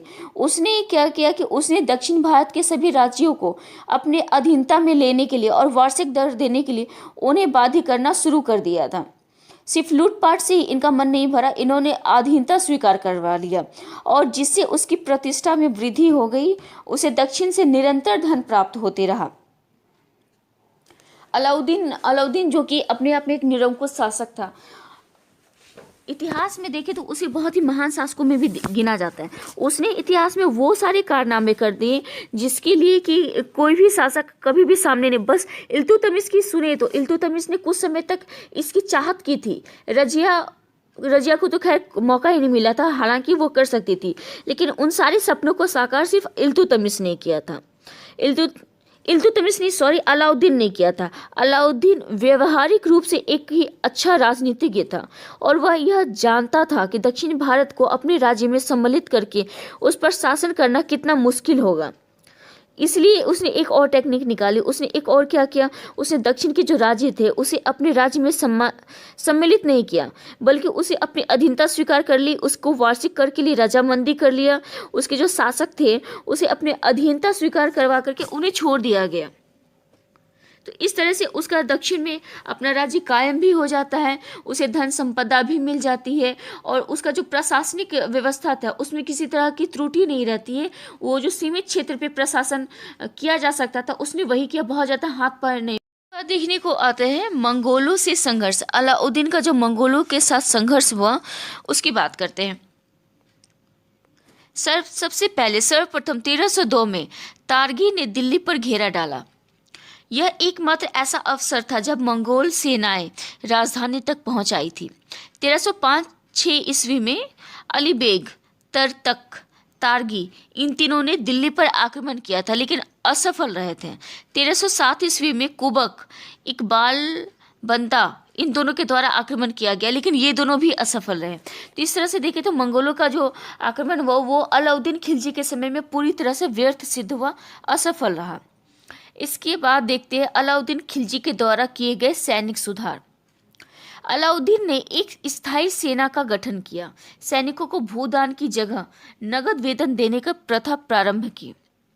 यानी कि यहाँ पे भूदान नहीं बल्कि नगद वेतन की प्रथा अपनाई गई। इसने दाग एवं हुलिया प्रथा की आरंभ किया। दाग और हुलिया प्रथा, ये दाग और हुलिया प्रथा उस समय के काल में बहुत ही ज़्यादा महत्वपूर्ण साबित हुआ। इससे क्या हुआ कि उसने अपने सैनिकों को जो भी दिया था, जो भी सैनिक वर्ग को अपना घोड़े दिए जाते थे तो घोड़े के ऊपर एक निशान लगा दिया जाता था, उसमें दाग लगा दिया जाता था ताकि बाद के समय में सैनिक वर्ग जो है वह घोड़े को चेंज ना कर सके। चेंज करने से मतलब हुआ कि जो भी शक्तिशाली उच्च कोटि का घोड़ा दिया जाता था सैनिकों को, उसके बदले में वे निम्न कोटि के घोड़ों का इस्तेमाल ना करें। इसके साथ ही साथ सैनिकों को हुलिया लिख दिया जाता था, यानी कि उसकी पहचान की एक रजिस्टर बनाई गई थी जिसमें कि उसके सारे सैनिकों की हुलिया या फिर आइडेंटिटी कह ले, उसकी जांच, उसके बारे में चीज़ें लिखी हुई रहती थी। इस प्रकार अलाउद्दीन ने सेना का कार्य कुशलता में विशेष सुधार किया जिससे कि वह संपूर्ण भारत में अपना साम्राज्य विस्तार कर सका। जूना खान, जिसे कि बाद में अलाउद्दीन खिलजी के रूप में जाना जाता था, वह जलाल उद्दीन का भतीजा और दामाद था। उसने हिंदू डेक्कन प्रायद्वीप देवगिरी पर आक्रमण किया था जो महाराष्ट्र के हिंदुओं की राजधानी थी। 1296 ईस्वी में वह दिल्ली वापस लौटा और अपने चाचा और ससुर की हत्या कर सुल्तान के रूप में सत्ता प्राप्त की। यह अलाउद्दीन खिलजी के बारे में बताया जा रहा है। अलाउद्दीन खिलजी ने किस तरह से सत्ता प्राप्त की, उसने अपने चाचा जलालुद्दीन खां की जो हत्या की थी उसके बारे में बताया जा रहा है कि उसके बाद ही उसने अपने आप को प्रशासक के रूप में जाना था, स्थापित किया था। तो ये था अलाउद्दीन खिलजी। अलाउद्दीन खिलजी की सैनिक के सुधार, मंगोलों के साथ आक्रमण, उसके समय में किस किस तरह के विद्रोह हुए और इसके लिए उसने कौन कौन से उपाय लगाए, तो इन सारी चीज़ों की जानकारी अभी आज ये मिलती है। इसके बाद हम लोग देखेंगे कि अलाउद्दीन खिलजी वंश में सबसे अंतिम शासक कौन कौन से आए और इसके बाद के समय में आर्थिक और प्रशासनिक सुधार किस तरह खिलजी वंश का पतन हो गया। तो इसमें सबसे पहला नाम आता है कुतुबुद्दीन मुबारक खिलजी का और इसका समय काल माना जाता है 1316 से 1320 ईस्वी तक। 1316 का काल वह वर्ष है जिस समय की अलाउद्दीन खिलजी की मृत्यु हो जाती है और अलाउद्दीन खिलजी ने अपने अंतिम समय में अपने उत्तराधिकारी का नाम बदल दिया था। मतलब कि खिज्र खां, अलाउद्दीन का सबसे बड़ा बेटा खिज्र खां, जो कि उसका सबसे प्रिय पुत्र था और यह वही बेटा था जिसके के नाम पर उसने चित्तौड़ का नाम बदल के खिजराबाद रख दिया था। लेकिन अंतिम समय में ऐसा क्या हुआ जिसके कारण कि उसने खिज्र खां को उत्तराधिकारी ना बना करके अपने सबसे छोटे बेटे, जो कि अल्पवयस्क था और उसकी उम्र करीब 5 से 6 वर्ष थी, उसे उत्तराधिकारी बना दिया। उसका नाम था शहाबुद्दीन उमर। शहाबुद्दीन उमर की मां देवगिरी के शासक रामचंद्र देव की बेटी थी। अगर अलाउद्दीन खिलजी की बात करें तो ऐसा कहा जाता है कि उसके अंतिम दिनों में उसे अपने किसी भी सरदार पे या अपने वंश के किसी भी व्यक्ति पर भरोसा नहीं था। यहाँ तक कि वो अपनी सारी पत्नियों और अपने सभी बच्चों में से किसी के ऊपर भी विश्वास नहीं कर सकता था। उसके अंदर इन सब के प्रति बहुत ही बुरी भावनाएं आ गई थी और इन सभी चीज़ों से आतंकित होकर उसने अपने अंतिम समय में मलिक कफूर को बुलाया था। मलिक कफूर जो कि अलाउद्दीन खिलजी की तरफ से तत्कालीन समय में दक्षिण भारत में राज्य कर रहा था, शासन कर रहा था। मलिक कफूर को बुलाया गया।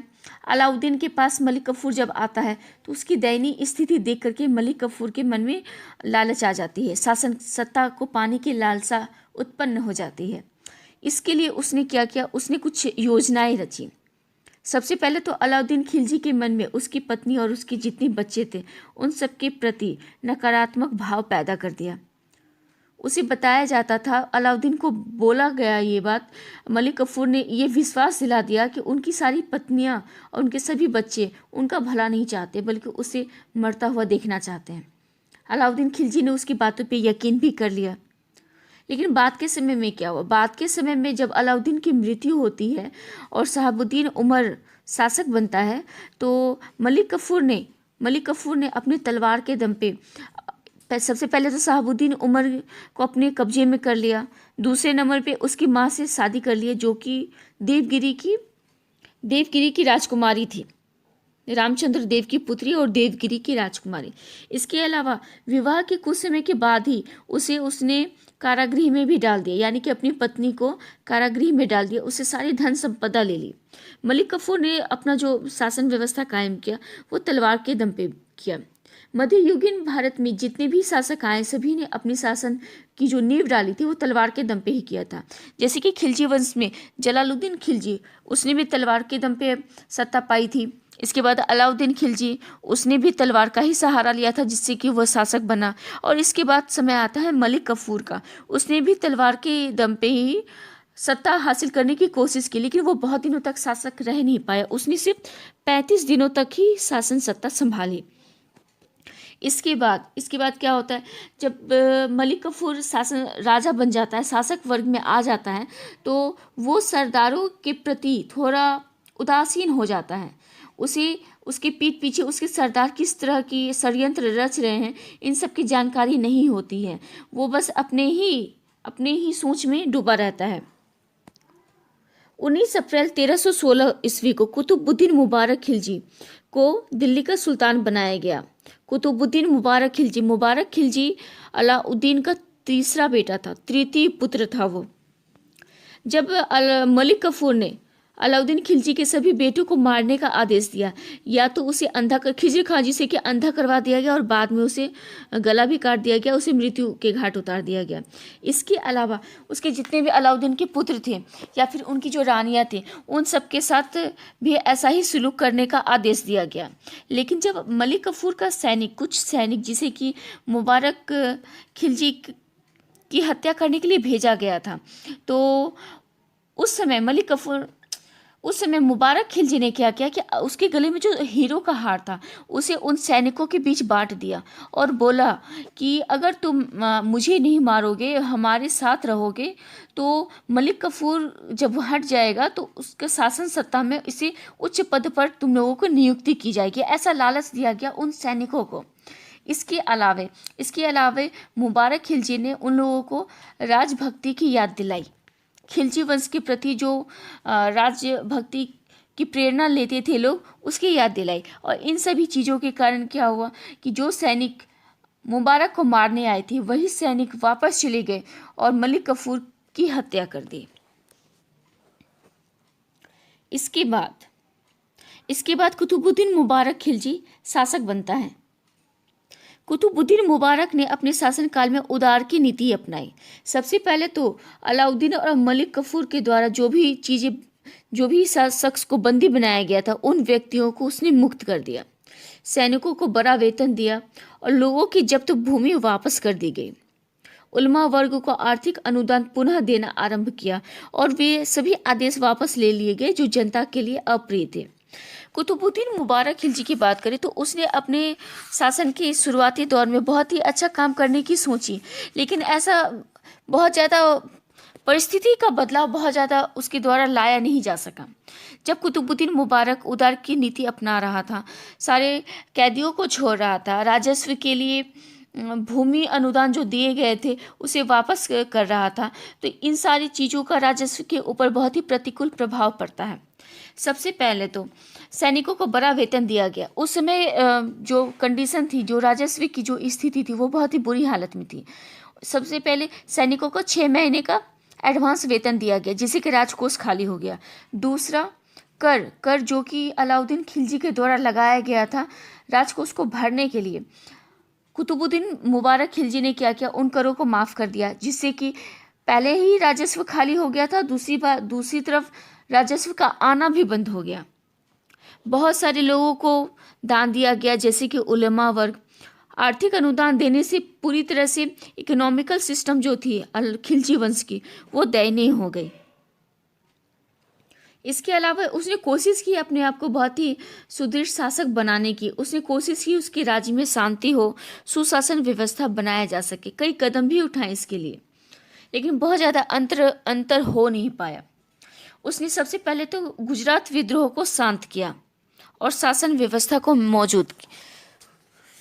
इसमें गुजरात के विद्रोह में क्या होता है, गुजरात में जब विद्रोह अलाउद्दीन के समय में क्या होता, अलब खां की जब मृत्यु कर दी गई थी, तो उसके बाद उसके वफादार सैनिक और सरदार उन लोगों ने दिल्ली से अपना संबंध तोड़ लिया था, संबंध विच्छेद कर लिया था। मलिक कफूर ने आइन उल मुल्क को उस विद्रोह को दबाने के लिए भेजा था, लेकिन बहुत ही जल्दी क्या हुआ, मलिक कफूर की भी हत्या हो जाती है, क्योंकि उसे कुतुबुद्दीन मुबारक खिलजी मार देता है। तो इस कारण आइन उल मुल्क जो कि मलिक कफूर के लिए काम कर रहा था, वो राजपूताना के क्षेत्र में आकर रुक जाता है। उसके बाद मुबारक ने गाजी मलिक तुगलक को उसकी सहायता के लिए भेजा। गाजी मलिक तुगलक जो कि आगे जाकर के काफ़ी शक्तिशाली हो जाता है, वो आइन उल मुल्क के पास गया गुजरात के विद्रोह को समाप्त करने के लिए। आइन उल मुल्क ने गुजराती सैनिक और सरदारों में फूट डलवा दी, कूटनीतिक तरीके से फूट डलवा दी, और लास्ट में एक युद्ध में उन्हें पराजित कर दिया और गुजरात के ऊपर अधिकार कर लिया। मुबारक ने अपनी ससुर जौहर खां, जिसका कि नाम था मलिक दिनार, उसे गुजरात का सूबेदार घोषित कर दिया। तो इस तरह से गुजरात का जो विद्रोह होता है उसे दबाने में ये लोग पूरी तरह से सफल हो जाते हैं। उसने स्वयं क्या किया था कि देवगिरी के ऊपर, उसके बाद गुजरात के विद्रोह के बाद देवगिरी पर चढ़ाई की, वो भी 1318 ईस्वी में। देवगिरी की बात करें, देवगिरी आर्थिक रूप से काफ़ी संपन्न क्षेत्र माना जाता है, और ऐसा माना जाता है कि कुतुबुद्दीन मुबारक खिलजी जो था, उसके मन में देवगिरी को लेकर के पहले से ही बहुत सारी योजनाएं चल रही थी। और जैसे ही मलिक कफूर की मृत्यु हो जाती है, तो देवगिरी का जो राज्य है वो दिल्ली की अधीनता से मुक्त हो जाता है, क्योंकि मलिक कफूर अपने आप में बहुत ही शक्तिशाली सेनापति के रूप में काम कर रहा था। और रामचंद्र देव के दामाद हरपाल देव, उसने क्या किया, अपने आप को स्वतंत्र शासक घोषित कर लिया। तो जब उसने स्वतंत्र शासक घोषित कर लिया, तो 1318 में मुबारक खुद ही एक बहुत बड़ी सेना लेकर के देवगिरी गया था, लेकिन उसकी इतनी बड़ी सेना को देख करके हरपाल देव डर गया और भाग गया। इसके बाद छोटे बड़े युद्ध हुए, उन दोनों के बीच युद्ध हुआ, लेकिन अंत में वही हुआ, देवगिरी वो जो थे हरपाल देव, उनकी मृत्यु कर दी गई, उन्हें मौत के घाट उतार दिया गया। इसके बाद देवगिरी में एक सूबेदार को नियुक्त किया गया, जो कि तेलंगाना, सुदूर दक्षिण, इन सभी के ऊपर शासन कर सके, और उसमें खुसरव का नाम सबसे पहले देखने को मिलता है। इसके बाद आते हैं मुबारक के वारंगल के शासक प्रतापरुद्र देव। प्रतापरुद्र देव के क्षेत्र पर भी प्रतापरुद्र देव का जो क्षेत्र था वारंगल, उसे आधुनिक समय में तेलंगाना के नाम से जाना जाता है। इसके ऊपर खुसरो जिसे कि खुसरो खां भी कहा जाता है, और कहीं कहीं खुसरो भी देखने को मिलता है, उसने मदुरा पर आक्रमण कर दिया। इस प्रकार दक्षिण भारत में सल्तनत की शक्ति का सफल प्रदर्शन किया गया। यानी कि कुतुबुद्दीन मुबारक खिलजी, उसने जो भी कार्य किए अपने राज्य में शांति और इसका विस्तार करने के लिए, तो वो सभी कामयाब हो गए। लेकिन इसके अलावा दूसरी तरफ और भी बहुत कुछ चल रहे थे। मुबारक के खिलाफ बहुत सारे षड्यंत्र किए जा रहे थे। इन सारे षड्यंत्र शुरुआती दौर में तो वो इन सभी चीज़ों से निश्चिंत था, लेकिन बाद के समय में जब उसने ध्यान दिया, तो उसके प्रकार जो भी षड्यंत्र किए जा रहे थे, उससे उसके मन में डर पैदा हो गया, और वो हर एक लोगों के ऊपर शक करने लगा। उसका कारण भी था, जब मुबारक दिल्ली वापस लौट रहा था, सारे विद्रोहों को खत्म करके जब दिल्ली वापस लौट रहा था, तो उसका चचेरा भाई, जिसका कि नाम था असद उद्दीन ने मुबारक के ऊपर हमला किया और उसे मारने की कोशिश की। बाद में पता चलता है कि इस षड्यंत्र में दिल्ली के सरदार भी सम्मिलित थे, लेकिन यह निश्चित नहीं था कि षड्यंत्रकारियों का उद्देश्य क्या था। असदुद्दीन या फिर मुबारक द्वारा दिल्ली की रक्षा के लिए संरक्षक वफा मलिक के 10 वर्षीय बेटे को सुल्तान बनाया गया। यानी कि सरदारों के द्वारा असदुद्दीन और मुबारक इन दोनों की रक्षा के लिए 10 वर्षीय बेटे को, यानी जिस समय मुबारक खिलजी वापस लौट रहा था तो उसका एक चचेरा भाई था जिसका कि नाम था असदुद्दीन ने मुबारक के ऊपर हमला किया और उसे कत्ल करने का प्रयास किया। बाद में पता चलता है कि इस षड्यंत्र में दिल्ली के बहुत सारे सरदारों का भी हाथ था। उसके सहयोगी असदुद्दीन जो थे, उसके सहयोगी षड्यंत्रकारी को बाद में पकड़कर कत्ल कर दिया गया या फिर उन सबको जेल में डाल दिया गया।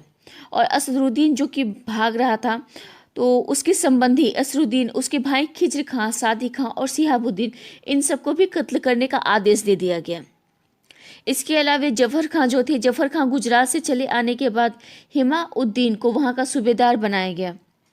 उसने विद्रोह किया, बाद के समय में उसने भी विद्रोह किया, लेकिन गुजरात के सरदार ने उस विद्रोह को समाप्त कर दिया। तो इस तरह से देख रहे हैं हम लोग कि कुतुबुद्दीन मुबारक खिलजी जो थे उसके खिलाफ बहुत सारे षड्यंत्र किए गए थे। मुबारक के ऊपर जो ये सारे षड्यंत्र किए जा रहे थे, इस सारी चीज़ों के कारण वो संकालू प्रवृत्ति का हो गया। और संकालू प्रवृत्ति के होने के कारण उसने अपने आप को क्या किया, दूसरी तरफ मोड़ लिया। वह सुल्तान का जो कर्तव्य होता था उसके खिलाफ जाकर के भोग विलास में लिप्त हो गया और उसने अपने भाई खिज्र खां की विधवा देवी देवल देवी से विवाह कर लिया। खिज्र खां उसका सबसे बड़ा भाई था जिसके लिए कि उसने मृत्यु का आदेश दिया था कुछ समय पहले ही। फिर उसकी मृत्यु के बाद उसने उसकी पत्नी देवल देवी से विवाह कर लिया। उसके बारे में बहुत सारी चीज़ें कही जाती है। उसके बारे में बताया जाता है कि वो बहुत ज़्यादा शराब पीने लगा था। कभी कभी ऐसा होता था कि वो स्त्रियों के वस्त्र पहनकर भी दरबार में आ जाता था। बर्नी की माने तो बर्नी ने लिखा है कि कुतुबुद्दीन मुबारक खिलजी कभी कभी नग्न होकर अपने दरबारियों के बीच दौरा करता था। दरबार में स्त्रियों, वेश्याओं और चाटुकारों का प्रभाव अत्यधिक बढ़ गया था और जो भी प्रतिष्ठित सरदार थे उनका सम्मान कम होने लगा था, ऐसा बर्नी के द्वारा बताया गया है। तो इस स्थिति में ये जो कंडीशन चल रही थी, इस परिस्थिति में कोई भी शासक अधिक दिनों तक शासन नहीं कर सकता था। क्योंकि शुरुआती दौर के बारे में देखें तो शुरुआती दिनों में तो मुबारक के द्वारा बहुत ही अच्छा शासन किया जा रहा था, लेकिन बाद के दिनों में उसके संकालू प्रवृत्ति जो उसके अंदर आ गई, उसके बाद इसका नाश हो गया। उसने अच्छा व्यवहार करना बंद कर दिया। उसके सीमांत क्षेत्रों की बात करें तो सीमांत क्षेत्र के शक्तिशाली शासक गाजी तुगलक ने खुसरो का विरोध किया तथा अन्य प्रांतीय अधिकारियों से सहायता मांगी। उसके द्वारा खुसरो खां पर इस्लाम विरोधी आचरण, अलाउद्दीन के वंश के प्रति विश्वासघात और अन्य अपराधों को दोष आरोपित किया गया। गाजी तुगलक ने दिल्ली सल्तनत पर आक्रमण किया और खुसरो खां को पराजित कर सत्ता पर अपना नियंत्रण स्थापित कर लिया। इसमें बताया जा रहा है कि गाजी तुगलक ने क्या, बाद के समय में गाजी तुगलक जो कि पहले मुबारक के द्वारा गुजरात पर गया था, गुजरात की जो विजय हुई थी उस अभियान पे गया हुआ था।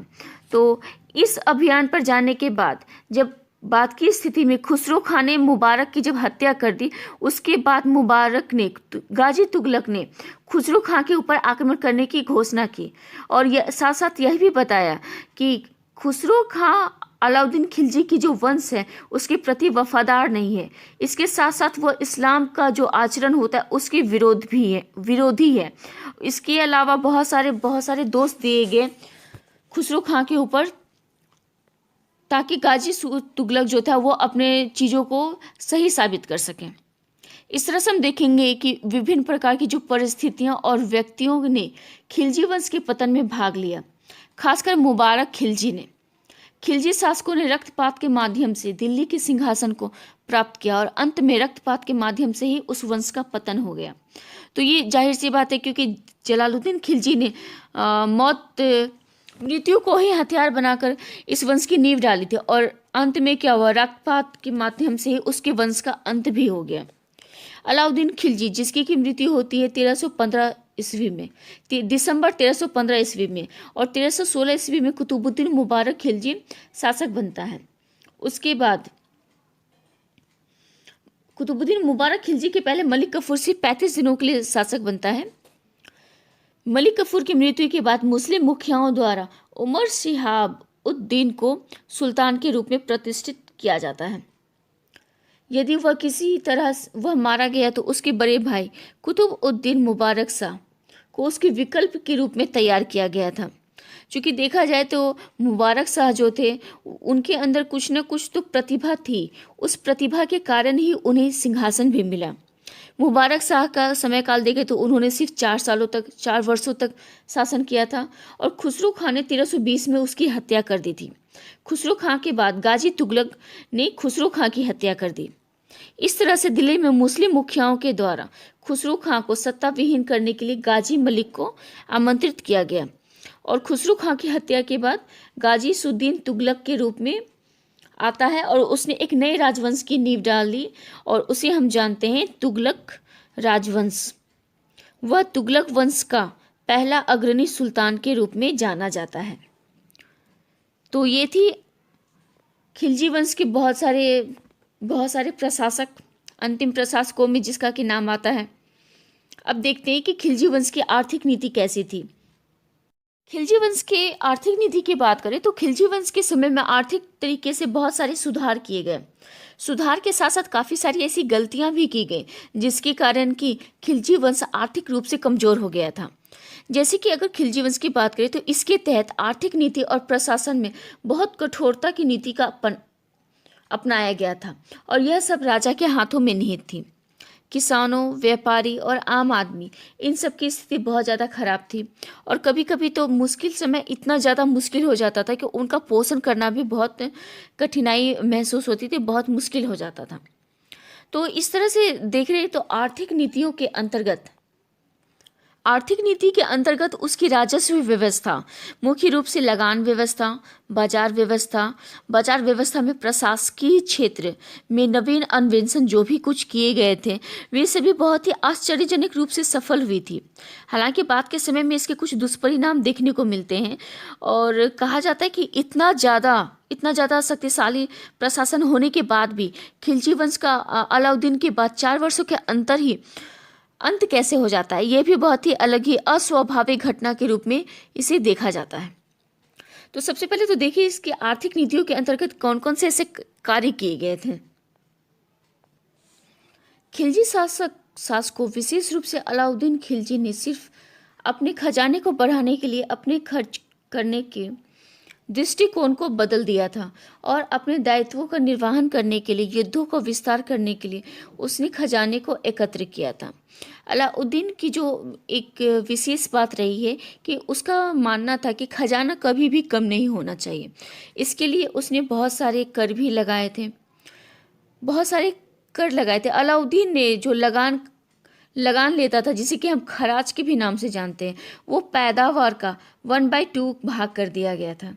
1/2 मतलब कि आधा, जितनी भी पैदावार होती है उसका आधा राजस्व के रूप में जाएगा और आधा किसानों के पास रहेगा।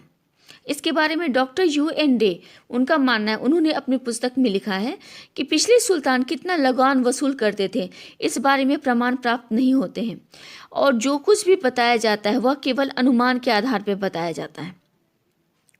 इस तरह से देखें तो अलाउद्दीन ने लगान में जो वृद्धि की थी, मतलब ये कुछ इतिहासकारों का मानना है कि पहले के जो शासक वर्ग थे वे 1/2 नहीं लेते थे। उस समय उनका जो राजस्व था वो 1/3 हुआ करता था, 1/3 हुआ करता था। तो इस तरह से अलाउद्दीन ने लगान में वृद्धि की, इसमें संदेह नहीं किया जा सकता है। लेकिन इसके बावजूद अलाउद्दीन ही वह पहला शासक बना, पहला सुल्तान बना जिसने कि भूमि की पैमाइश करवा करके लगान वसूल करना आरंभ किया। यानी कि इस पैमाइश करना से राजा को भी पता चल जाता है कि हाँ, किस भूमि से कितनी मात्रा में लगान आने की संभावना है और किसानों को किस हद तक छूट दी जानी चाहिए। इसके लिए उसने एक बिस्वा को इकाई माना था। बिस्वा को एक इकाई मानने से क्या हुआ, प्रति बिस्वा उपज के आधे भाग को राजा के हिस्से के रूप में दिया जाता था, यानी कि लगान के रूप में राजस्व में जमा करवाया जाता था। बिस्वा के अलावा छोटी इक्ता की जो प्रणाली हुआ करती थी उसे बंद कर दिया गया, पूरी तरह से समाप्त कर दिया गया। और इसके बाद जो जमीन प्राप्त होती है, जो जमीन खालसा के अंतर्गत जो जमीन लाई जाती है, खालसा के बारे में सबसे पहले बात कर ले। खालसा की भूमि वह भूमि होती है कि जिसकी की उपज या जिसका राजस्व मिलता है वो राजा के लिए यूज होता है, या तो फिर उसके वंश के राजकुमारों के लिए यूज होता है। तो ऐसी भूमि को खालसा भूमि के नाम से जानते हैं और इसके ऊपर केंद्र का पूर्ण नियंत्रण होता है। इन भूमियों पर जो लगान वसूल किया जाता था वो सीधे राजा के द्वारा लगान वसूल किया जाता था। इसके अलावा देखिए तो सुल्तान लगान को गल्ले के रूप में या फिर नगद के रूप में लेना पसंद करता था। ज़्यादातर समय में तो गल्ले के रूप में ही लेना पसंद करता था, गल्ला मतलब कि नगद। इसके अलावा अलाउद्दीन ने कर 2 तरह के नए करों का भी इस्तेमाल किया था, नए करों का भी घोषणा की थी। ऐसे कि एक है मकान कर और दूसरा चराई कर। इन दोनों करों के बारे में बर्नी बताता है। बर्नी ने कहा है कि चराई कर दूध देने वाले पशुओं पर लगाया गया था और उन सभी चारागाह निश्चित कर दिए गए थे।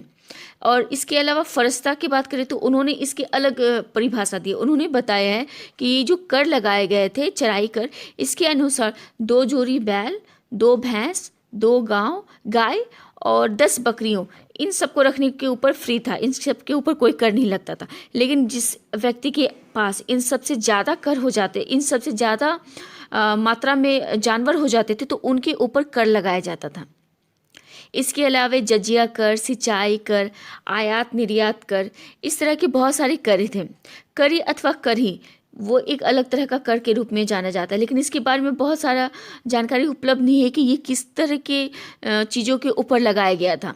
उसका नाम है करी या फिर करही। इस तरह से अगर देखें तो भूमि कर, खराज या भूमि कर, कारी या गृह कर, क्षेत्र कर, इन सब के रूप में बहुत सारे करों का आयोजन किया गया। इन सारे करों का निर्माण किया गया था जो कि पहले के समय में नहीं था। इस संभवतः ऐसा माना जाता है कि राज्य के जो किसान थे उनकी पैदावार का 75% से 80% तक का जो कर वो उपज कर के रूप में ही वसूल लिया जाता था। इसके अलावा जो मुसलमान व्यापारी होते थे, मुसलमान व्यापारियों पर जहां वस्तु के मूल्य का 5% कर लगाया जाता था, हिंदुओं के ऊपर इसका परसेंटेज था 10%। तो इस तरह से देखें तो उनके शासनकाल में हिंदू और मुस्लिमों के बीच अलग अलग तरह के करों का आयोजन किया गया है। भूमि की पैमाइश जब की जाती थी तो भूमि की पैमाइश करके किसान से सरकारी कर्मचारी के द्वारा लगान वसूल किए जाने की व्यवस्था दिल्ली और उसकी सीमा के वर्ती के जो इलाके थे वहीं पर लागू की गई थी, बाहर के इलाकों में नहीं किया गया था। अगर डॉक्टर RP त्रिपाठी की बात करें तो उनके अनुसार निचली दोआब, अवध, गोरखपुर, बिहार, बंगाल, मालवा, पश्चिमी बंगाल, देवगिरी, गुजरात और सिंध, ये सभी जो क्षेत्र थे इसे इस कर से बाहर रखा गया था। और इसके लिए अलाउद्दीन ने एक बहुत ही अलग विभाग बनाया था और उसका नाम दिया था दीवाने मुस्त खराज।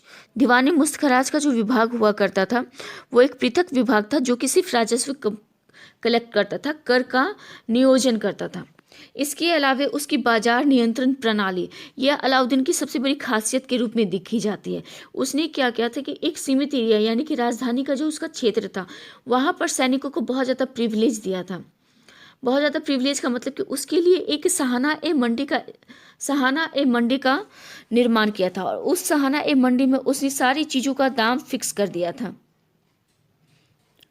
सारे चीज़ों का दाम फिक्स करने का मतलब होता है कि वैसी चीज़ें जो कि सैनिकों को बहुत ज़्यादा ज़रूरत है, जैसे कि घोड़े, दासियाँ, तेल, नमक, इन सारी चीज़ों का दाम फिक्स कर दिया था और फिक्स करने की वजह से उसे काफ़ी कम दामों पर मुहैया कराया जाता था। जैसे कि अगर गेहूं की बात करें तो सहाना ए मंडी में गेहूं का जो दाम था वो 7.5 जीतल प्रति मन लिया जाता था, जबकि राजधानी के बाहर इसका जो मूल्य था वो काफ़ी ज़्यादा ऊपर हुआ करता था।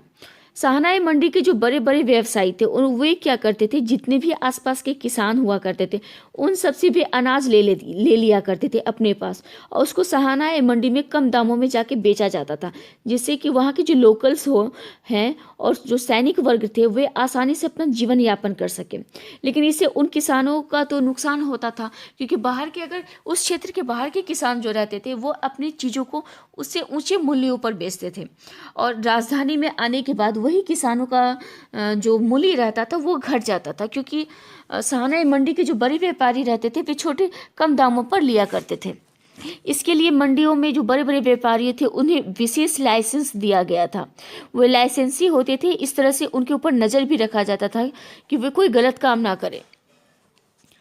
सहानाई मंडी के बारे में, सहानाई मंडी की जो इंटेंशन था वो ये था कि उसके बारे में कहा जाता है कि अलाउद्दीन ने सेना के खर्च में कमी करने के लिए सैनिकों के वेतन में कमी कर दी। अब सैनिकों के वेतन में कमी हो गई तो वे अपना जीवन यापन कैसे करेंगे, तो इसके लिए भी उसने एक उपाय निकाला। उसने क्या किया कि सैनिक सुविधापूर्वक रह सके, इसके लिए उसने सारे वस्तुओं के मूल्यों का निर्धारण कर दिया, उसे फिक्स कर दिया, और उसे सिर्फ सहानाई मंडी में ही लागू किया गया। बाहर के जो क्षेत्र होते थे, जैसे कि राजधानी के बाहर की जो मंडियां होती थी, वहाँ पर इस तरह की कोई भी नियम का पालन नहीं किया जाता था।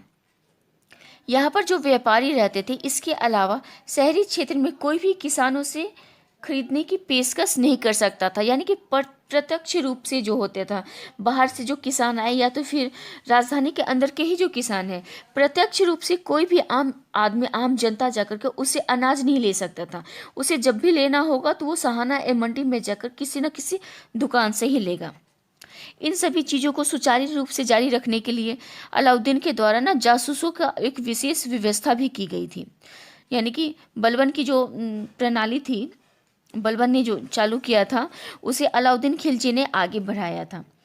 ये जो जासूस होते थे वो मंडी का निरीक्षण करते रहते थे, और उनके पास यह अधिकार दिया गया था कि जो भी प्रस्तावित सीमा से अधिक मूल्य पर बेचता है या फिर खरीदता है तो वे उस व्यक्ति का सामान जब्त कर सकते हैं, उसे ले सकते हैं।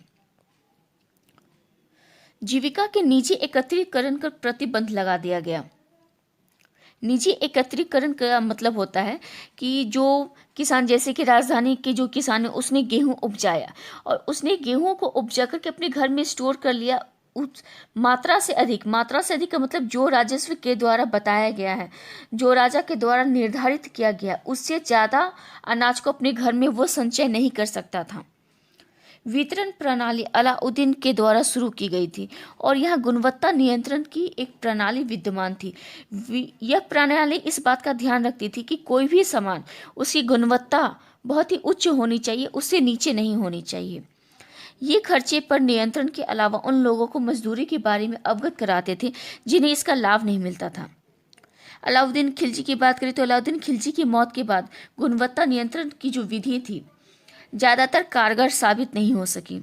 अलाउद्दीन खिलजी के द्वारा जो भी लगाए गए थे, सुधार के जो भी कार्यक्रम चलाए गए थे, उसके मृत्यु के साथ ही वो भी खत्म हो जाते हैं।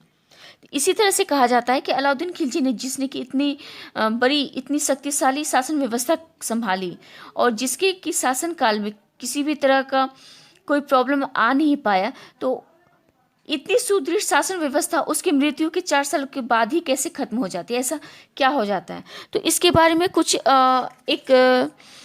बातें बताई जाती हैं। उसके बारे में बताई जाती है कि अलाउद्दीन के समय में उत्तराधिकार के नियम का अभाव था, जो कि उसके पतन का एक मुख्य कारण बना। इसके अलावा खलजी सुल्तान जो थे वो अपने शासन के पक्ष में विस्तृत आधार का निर्माण नहीं किया करते थे। शासन के पक्ष में विस्तृत आधार के निर्माण से मतलब है कि वैसे शासन प्रणाली कायम करना जिसके की सपोर्ट में बहुत सारे लोग खड़े हो सकें। इसके अलावा उनके जो उत्तरदायित्व थे उन्होंने उसकी पूर्ति नहीं की। खिलजी सुल्तानों का जो उत्तरदायित्व हुआ करता था वो पूरा नहीं हो पाया, जैसे कि सुल्तान की प्रतिष्ठा को जो बढ़ाना होता था वो नहीं हो पाया। अलाउद्दीन के शासन के अंत में आतंक और निरंकुशता की जो नीति थी वो उसके साथ साथ उसके आगे के उत्तराधिकारियों में भी ट्रांसफ़र होता गया। आगे के उत्तराधिकारी भी उन्हीं चीज़ों को मानते गए, फॉलो करते गए। इसके अलावे सैनिक शक्ति का पतन हो गया। अलाउद्दीन खिलजी ने केंद्र पर एक स्थायी और शक्तिशाली केंद्रीय सेना का निर्माण किया था, लेकिन उसके बाद के शासकों ने क्या किया, उस सैनिक शक्ति के ऊपर जरा सा भी ध्यान नहीं दिया। तो ये भी एक पतन के कारणों में ही भी गिना जाता है। इसके अलावा गियासुद्दीन तुगलक की सैनिक योग्यता। गियासुद्दीन तुगलक जो था वो बिगड़ते हुए समाज में, बिगड़ते हुए जो राज्य की स्थिति थी उसमें एक बहुत ही उभरता हुआ सितारा के रूप में देखा जाता है, क्योंकि उस समय के तत्कालीन समय में जो भी शासक हुए, जो भी सैनिक आते थे, उनके पास बहुत ज़्यादा शैक्षणिक योग्यता या सुदृढ़ता नहीं होती थी, लेकिन गियासुद्दीन तुगलक की जो योग्यता थी वो उन सबसे ज़्यादा श्रेष्ठ थी। और शायद यही कारण था कि तुगलक वंश की जो नींव पड़ी वो इसी समय काल में पड़ी। तो ये था हमारा आज का खिलजी वंश। खिलजी वंश के बाद आते हैं तुगलक वंश। तुगलक वंश जिसके की संस्थापक गियासुद्दीन तुगलक हैं, इसके बारे में हम लोग नेक्स्ट वीडियो में चर्चा करेंगे। तो आज का हमारा ये हुआ खिलजी वंश के सुल्तान कुतुबुद्दीन मुबारक खिलजी और खिलजी वंश का पतन। तो आज के लिए इतना ही। जय हिंद, जय Bharat. Welcome to study Bharat. Study Bharat में आपका स्वागत है और हम देख रहे हैं खिलजी वंश। आज के डिस्कशन में हम देखेंगे कि अंतिम खिलजी सुल्तानों में किन किन शासकों का प्रादुर्भाव हुआ और ऐसे कौन कौन से परिस्थितियां आई जिसके कारण कि खिलजी वंश का पतन हो गया। तो इसमें सबसे पहला नाम आता है कुतुबुद्दीन मुबारक खिलजी का, और इसका समय काल माना जाता है 1316 से 1320 ईस्वी तक। 1316 का काल वह वर्ष है जिस समय की अलाउद्दीन खिलजी की मृत्यु हो जाती है, और अलाउद्दीन खिलजी ने अपने अंतिम समय में अपने उत्तराधिकारी का नाम बदल दिया था। मतलब कि खिज्र खां, अलाउद्दीन का सबसे बड़ा बेटा खिज्र खां, जो कि उसका सबसे प्रिय पुत्र था, और यह वही बेटा था जिसके के नाम पर उसने चित्तौड़ का नाम बदल के खिजराबाद रख दिया था। लेकिन अंतिम समय में ऐसा क्या हुआ जिसके कारण कि उसने खिज्र खां को उत्तराधिकारी ना बना करके अपनी सबसे छोटे बेटे, जो कि अल्पवयस्क था और उसकी उम्र करीब 5 से 6 वर्ष थी, उसे उत्तराधिकारी बना दिया। उसका नाम था शहाबुद्दीन उमर। शहाबुद्दीन उमर की मां देवगिरी के शासक रामचंद्र देव की बेटी थी। अगर अलाउद्दीन खिलजी की बात करें तो ऐसा कहा जाता है कि उसके अंतिम दिनों में उसे अपने किसी भी सरदार पे या अपने वंश के किसी भी व्यक्ति पर भरोसा नहीं था। यहाँ तक कि वो अपनी सारी पत्नियों और अपने सभी बच्चों में से किसी के ऊपर भी विश्वास नहीं कर सकता था। उसके अंदर इन सब के प्रति बहुत ही बुरी भावनाएं आ गई थी, और इन सभी चीज़ों से आतंकित होकर उसने अपने अंतिम समय में मलिक कफूर को बुलाया था। मलिक कफूर जो कि अलाउद्दीन खिलजी की तरफ से तत्कालीन समय में दक्षिण भारत में राज्य कर रहा था, शासन कर रहा था। मलिक कफूर को बुलाया गया। अलाउद्दीन के पास मलिक कफूर जब आता है तो उसकी दयनीय स्थिति देख करके मलिक कफूर के मन में लालच आ जाती है, शासन सत्ता को पाने की लालसा उत्पन्न हो जाती है। इसके लिए उसने क्या किया, उसने कुछ योजनाएं रची। सबसे पहले तो अलाउद्दीन खिलजी के मन में उसकी पत्नी और उसके जितने बच्चे थे उन सब के प्रति नकारात्मक भाव पैदा कर दिया। उसे बताया जाता था, अलाउद्दीन को बोला गया ये बात, मलिक कफूर ने ये विश्वास दिला दिया कि उनकी सारी पत्नियां और उनके सभी बच्चे उनका भला नहीं चाहते बल्कि उसे मरता हुआ देखना चाहते हैं। अलाउद्दीन खिलजी ने उसकी बातों पे यकीन भी कर लिया। लेकिन बाद के समय में क्या हुआ, बाद के समय में जब अलाउद्दीन की मृत्यु होती है और शहाबुद्दीन उमर शासक बनता है तो मलिक कफूर ने अपने तलवार के दम पे सबसे पहले तो शहाबुद्दीन उमर को अपने कब्जे में कर लिया। दूसरे नंबर पे उसकी माँ से शादी कर लिया जो कि देवगिरी की राजकुमारी थी, रामचंद्र देव की पुत्री और देवगिरी की राजकुमारी। इसके अलावा विवाह के कुछ समय के बाद ही उसने कारागृह में भी डाल दिया, यानी कि अपनी पत्नी को कारागृह में डाल दिया, उससे सारी धन संपदा ले ली। मलिक कफूर ने अपना जो शासन व्यवस्था कायम किया वो तलवार के दम पे किया। मध्ययुगीन भारत में जितने भी शासक आए सभी ने अपनी शासन की जो नींव डाली थी वो तलवार के दम पे ही किया था। जैसे कि खिलजी वंश में जलालुद्दीन खिलजी, उसने भी तलवार के दम पे सत्ता पाई थी। इसके बाद अलाउद्दीन खिलजी, उसने भी तलवार का ही सहारा लिया था जिससे कि वह शासक बना। और इसके बाद समय आता है मलिक कफूर का। उसने भी तलवार के दम पे ही सत्ता हासिल करने की कोशिश की, लेकिन वो बहुत दिनों तक शासक रह नहीं पाया। उसने सिर्फ 35 दिनों तक ही शासन सत्ता संभाली। इसके बाद क्या होता है, जब मलिक कफूर शासन राजा बन जाता है, शासक वर्ग में आ जाता है, तो वो सरदारों के प्रति थोड़ा उदासीन हो जाता है। उसे उसके पीठ पीछे उसके सरदार किस तरह की षड्यंत्र रच रहे हैं, इन सब की जानकारी नहीं होती है। वो बस अपने ही सोच में डूबा रहता है। 19 अप्रैल 1316 ईस्वी को कुतुबुद्दीन मुबारक खिलजी को दिल्ली का सुल्तान बनाया गया। मुबारक खिलजी अलाउद्दीन का तीसरा बेटा था, तृतीय पुत्र था वो। जब मलिक कफूर ने अलाउद्दीन खिलजी के सभी बेटों को मारने का आदेश दिया, या तो उसे खिजर खां जिसे कि अंधा करवा दिया गया और बाद में उसे गला भी काट दिया गया, उसे मृत्यु के घाट उतार दिया गया। इसके अलावा उसके जितने भी अलाउद्दीन के पुत्र थे या फिर उनकी जो रानियां थी, उन सबके साथ भी ऐसा ही सुलूक करने का आदेश दिया गया। लेकिन जब मलिक कफूर का कुछ सैनिक जिसे कि मुबारक खिलजी की हत्या करने के लिए भेजा गया था, तो उस समय मुबारक खिलजी ने क्या किया कि उसके गले में जो हीरो का हार था उसे उन सैनिकों के बीच बांट दिया और बोला कि अगर तुम मुझे नहीं मारोगे, हमारे साथ रहोगे, तो मलिक कफूर जब हट जाएगा तो उसके शासन सत्ता में इसे उच्च पद पर तुम लोगों को नियुक्ति की जाएगी। ऐसा लालच दिया गया उन सैनिकों को। इसके अलावे मुबारक खिलजी ने उन लोगों को राजभक्ति की याद दिलाई।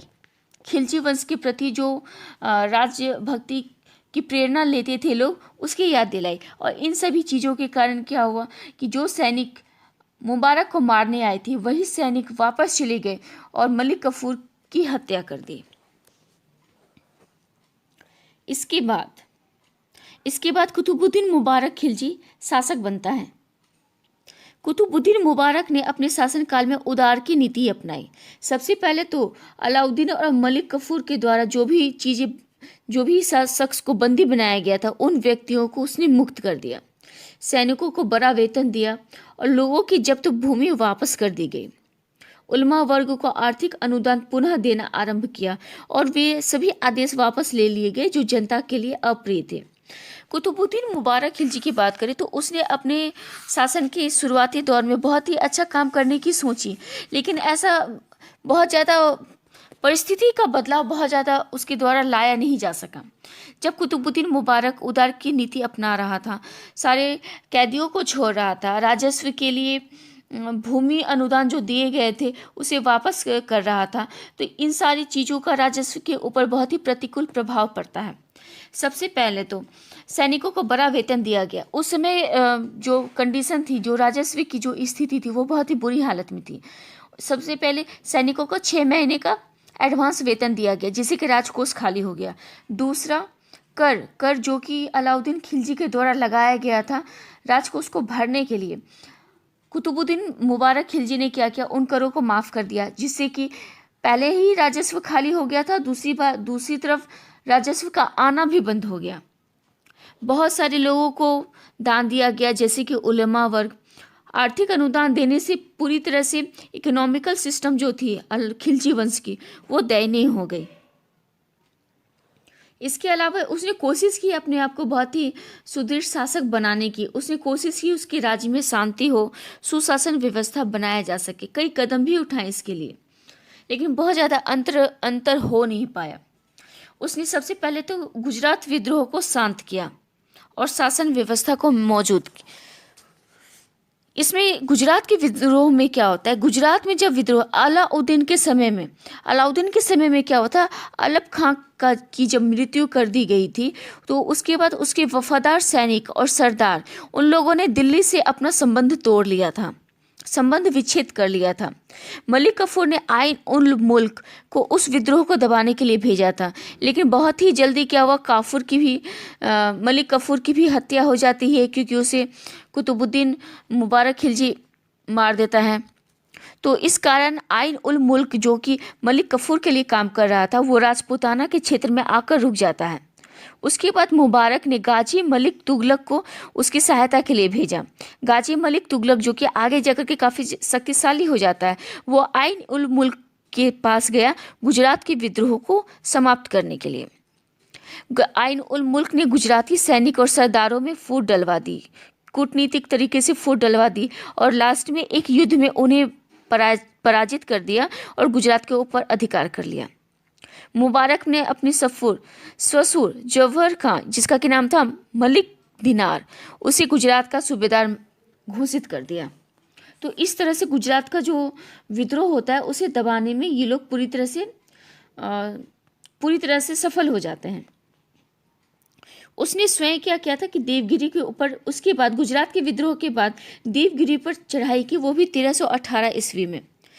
देवगिरी की बात करें, देवगिरी आर्थिक रूप से काफ़ी संपन्न क्षेत्र माना जाता है, और ऐसा माना जाता है कि कुतुबुद्दीन मुबारक खिलजी जो था, उसके मन में देवगिरी को लेकर के पहले से ही बहुत सारी योजनाएं चल रही थी। और जैसे ही मलिक कफूर की मृत्यु हो जाती है तो देवगिरी का जो राज्य है वो दिल्ली की अधीनता से मुक्त हो जाता है, क्योंकि मलिक कफूर अपने आप में बहुत ही शक्तिशाली सेनापति के रूप में काम कर रहा था। और रामचंद्र देव के दामाद हरपाल देव, उसने क्या किया, अपने आप को स्वतंत्र शासक घोषित कर लिया। तो जब उसने स्वतंत्र शासक घोषित कर लिया तो 1318 में मुबारक खुद ही एक बहुत बड़ी सेना लेकर के देवगिरी गया था, लेकिन उसकी इतनी बड़ी सेना को देख करके हरपाल देव डर गया और भाग गया। इसके बाद छोटे बड़े युद्ध हुए, उन दोनों के बीच युद्ध हुआ, लेकिन अंत में वही हुआ, देवगिरी वो जो थे हरपाल देव, उनकी मृत्यु कर दी गई, उन्हें मौत के घाट उतार दिया गया। इसके बाद देवगिरी में एक सूबेदार को नियुक्त किया गया, जो कि तेलंगाना, सुदूर दक्षिण, इन सभी के ऊपर शासन कर सके, और उसमें खुसरव का नाम सबसे पहले देखने को मिलता है। इसके बाद आते हैं मुबारक के वारंगल के शासक प्रतापरुद्र देव। प्रतापरुद्र देव के क्षेत्र पर भी प्रतापरुद्र देव का जो क्षेत्र था वारंगल, उसे आधुनिक समय में तेलंगाना के नाम से जाना जाता है। इसके ऊपर खुसरो, जिसे कि खुसरो खां भी कहा जाता है और कहीं कहीं खुसरो भी देखने को मिलता है, उसने मदुरा पर आक्रमण कर दिया। इस प्रकार दक्षिण भारत में सल्तनत की शक्ति का सफल प्रदर्शन किया गया, यानी कि कुतुबुद्दीन मुबारक खिलजी, उसने जो भी कार्य किए अपने राज्य में शांति और इसका विस्तार करने के लिए, तो वो सभी कामयाब हो गए। लेकिन इसके अलावा दूसरी तरफ और भी बहुत कुछ चल रहे थे। मुबारक के खिलाफ बहुत सारे षड्यंत्र